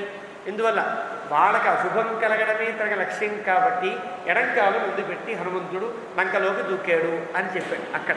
ఇక్కడ శూర్పణఖ అంటోంది జయార్థం ఇహ దక్షిణ. జయం కలగడం కోసం ముందు కుడికాలు ముందు పెట్టు. గబబా లేకపోతావేమో కుడికాలు ముందు పెట్టరా. కురు ప్రియం తథా తేషాం రక్షసాం రాక్షసేశ్వర. మా రాక్షసులందరికీ నీవు మేలు చేయవలసిన అవసరం ఉంది కదా. వధాత్వస్య దృశం సస్య రామస్య ఆశ్రమవాసిన. రాముడు అలా ఆశ్రమంలో ఉండేటువంటి ఆ రాముని, ఆశ్రమం అంటే వైరాగ్యంతో వృషి వలె కనిపించే ఆ రాముణ్ణి నృశంసస్య సంపదగిన వాడను సంపి తీరాల్సిందే నీవు. తంశరై తనకు దక్కనిది ఎవరికీ దక్కకూడదనేటువంటి ఒక దుర్మార్గపు బుద్ధి కలిగిన వాడల్లో శూర్పణఖ ఒకటి అన్నమాట. తన రాముడు దక్కల, రాముడు తన మాట వినడు, తన దగ్గరికి రాడు, తనను చేరదీయుడు. కానీ సీతకి వాడు చెందకూడదు, సీతారాముడికి చెందకూడదు. ఎంత ప్లానో ఎంత ప్రణాళికో మన చిదంబరశాస్త్రి గారి ప్రణాళిక లాంటి దుర్మార్గపు ప్రణాళిక అలా వేసింది తమాషా. అంటే సీతారాముడికి చెందకూడదు, రాముడు సీతకి చెందకూడదు, తనకి చెందని రాముడు ఉండకూడదు. ఇంత భయంకరమైన ఆలోచన చేసి తాంశరై నిశితై హత్వా లక్ష్మణంచ మహారథం. సీతమ్మనేమో నువ్వు తెచ్చుకోవాలి, అది నీకు. రాముడిని లక్ష్మణుని చంపేయాలి. నాకు దక్కరు కదా వాడు, ఎలాగో నాకు దక్కని వాడు నాకు అక్కర్లేదు, ఈ లోకంలో ఉండడానికి వీల్లేదు. హతనాథాం సుఖం సీతాం యథావతు ఉపభోక్ష్యసి. భర్త లేని సీతను నువ్వు హాయిగా ఏరుకోవచ్చురా అని వాడికి ఒక దుర్మార్గమైనటువంటి ఆలోచన చెప్పింది. రోచతే ఎదితే వాక్యం మమ ఈతతు రాక్షసేశ్వర. నేను చెప్పిన మాట నీకు ఇష్టమవుతోందా, అర్థమవుతోందా? క్రియతాం నిర్విశంకేన. ఏమాత్రం ఆలోచించక ఇంకా నేను చెప్పినట్టుగా చేసేయి. వచనం మమ రావణ. ఏడిపించడం నీకు మామూలే కదా. రావణ అంటే అర్థం అది, ఏడిపించేవాడివే కదా. వాళ్ళని ఏడిపించు, వాళ్ళందరినీ ఏడిపించు. విజ్ఞాయ ఇహ ఆత్మశక్తించ హ్రియతాం అబల బలాత్. వాడిని ఎంత రెచ్చగొడుతోందంటే ఆత్మశక్తి, నీ యొక్క శక్తిని నువ్వు గుర్తు తెచ్చుకో. నువ్వు ఎంత గొప్పవాడు, ఎంతమందిని ఎత్తుకొచ్చావు గతంలో. నీకు ఎత్తు రావడంలో, కిడ్నాప్ చేయడంలో నీకు ఉండేటువంటి నైపుణ్యం ఇంత అంతా కాదు కదా, ఎత్తుకొచ్చాయి. విజ్ఞాయ ఆత్మశక్తి. అలాగా ఎత్తుకొచ్చిన వాళ్ళు చాలామంది ఉన్నారు కాబట్టి ఎత్తుకు రావడంలో నీకు నైపుణ్యం ఉన్నది కాబట్టి ఆ దాన్ని గుర్తు తెచ్చుకుని బలాత్. ఒకవేళ కనుక సీత అంగీకరించకపోతే బలాత్కరించి అయినా తీసుకురా. సీత సర్వానవద్యాంగి. సీత చాలా అందగత్తెరా, విడిచిపెట్టావా, నీకు ఇలాంటి భార్య దొరకదురా, భార్యార్థే రాక్షసేశ్వర, అలాంటి భార్య నువ్వు ఎప్పుడు కూడా పొందలేవురా అని వాడికి బాగా బాగా బాగా గ్యాస్ కొట్టినట్టుగా వాడికి బాగా కోపం వచ్చేటట్టుగా చేసింది. నిశమ్య రామేణ శరైరజింభగై హతాన్ జనస్థానగతాన్ నిశాచరాన్ ఖరంచ బుద్ధ్వా నిహతంచ దూషణం త్వమత్ర కృత్యం ప్రతిపత్తు మరదసి. ఇంత చెప్పాక మళ్ళీ పోని వీడికి కామాలన్నీ తీరిపోయి ఇంకా నాకు ఎందుకులే ఆడవాళ్ళు అనుకుంటాడేమో అనుకుంటే మళ్ళీ తన పాచిక పారవు కదా, మళ్ళీ కోపం తెప్పించాలంటే ఏం చేయాలి? రే వాడు ఈ సీత వద్దకపోతే వద్దు అన్నట్టుగా, సీత అక్కర్లేకపోతే పర్వాలేదు, కానీ వాడు ఏం చేశాడు తెలుసునా, రాముడు ఏం చేశాడు తెలుసునా, విచిత్రమునైన భయంకరములైన బాణములతో జనస్థానములో ఉండే మన వారందరినీ నీకు ఇష్టమైన కరుణ్ణి తెలుసుకుని మరి రావణాసుడికి తమ్ముడని గుర్తించి మరి వాడిని చంపేశాడు రా. అంటే ఒకవేళ నాకు సీత మీద పెద్ద వ్యామోహం లేదు వదిలేసి అనకుండా నీ తమ్ముడిని చంపేశాడు రా, దూషణుడు చంపేశాడు రా, మన వాళ్ళందరినీ చంపేశాడా, మళ్ళీ చివరిలో జనస్థానం వదని గుర్తు చేస్తాడు. అంటే ఎలాగైనా రావణాసుడికి కోపం రావాలి, ఎలాగైనా రావణాసుడు రాముడి మీదకి వెళ్ళాలి, రాముడిని లేకుండా చెయ్యాలి, సీతమ్మను తెచ్చుకోవాలి. ఇది రాముడికి అపకారం చేయడం, సీతమ్మకు ముందు అపకారం చేయడం లక్ష్యం. సీతమ్మను చంపడానికి కదా తన ఉద్యుక్తురాలి. అలాంటి సీతకి నరకయాతన అనుభవింప చెయ్యాలి అంటే తన అన్న ఇలాంటి దుర్మార్గులు చేపట్టాలి అన్నంత దురాలోచనతో శూర్పణఖ ఆ రావణాసుడితో మాట్లాడింది అంటూ 34వ సర్గని వాల్మీకి ముగించాడు. మళ్ళీ వచ్చే శనివారం నాడు 35 సర్గా చెప్పుకునే ప్రయత్నం చేద్దాం. మనకి రామకథను ఇవి కొంచెం రాముడి పట్ల సీత పట్ల చెప్పకూడని మాటలే అయినా చెప్పక తప్పని సందర్భం కాబట్టి చెప్పవలసి వచ్చిన మాటలు. సీత రావణాసుడికి భార్య అనే మాటే కొంచెం ఇబ్బందికరమైన మాట అయినా కథలో తప్పనిసరి కాబట్టి చెప్పవలసి వచ్చింది. ఇలా నా చేత తెప్పించిన రామచంద్ర మహాప్రభు యొక్క దివ్య సన్నిధానంలో ప్రణమిల్లుతూ ఏవమే తత్పురావృత్తం ఆఖ్యానం భద్రవస్తువః ప్రవ్యాహరత విశ్రబ్ధం బలం విష్ణో ప్రవర్ధతాం లాభస్తేషాం జయస్తేషాం కుతస్తేషాం పరాభవః ఏషాం వీవరస్యామో హృదయస్థో జనార్దనః కాలే వర్షతు పర్జన్యః పృథివీ సస్యశాలినీ దేశోऽयं శోభరహితః బ్రాహ్మణాः సంతు నిర్భయాः కావేరీ వర్ధతాం కాలే కాలే వర్షతు వాసవః శ్రీరంగనాథో జయతు శ్రీరంగశ్రీశ్చ వర్ధతాం స్వస్తి ప్రజాభ్యః పరిపాలయంతాం న్యాయేన మార్గేణ మహీం మహిషాః గోబ్రాహ్మణేభ్యः శుభమస్తు నిత్యం లోకాः సమస్తాः సుఖినో భవంతు.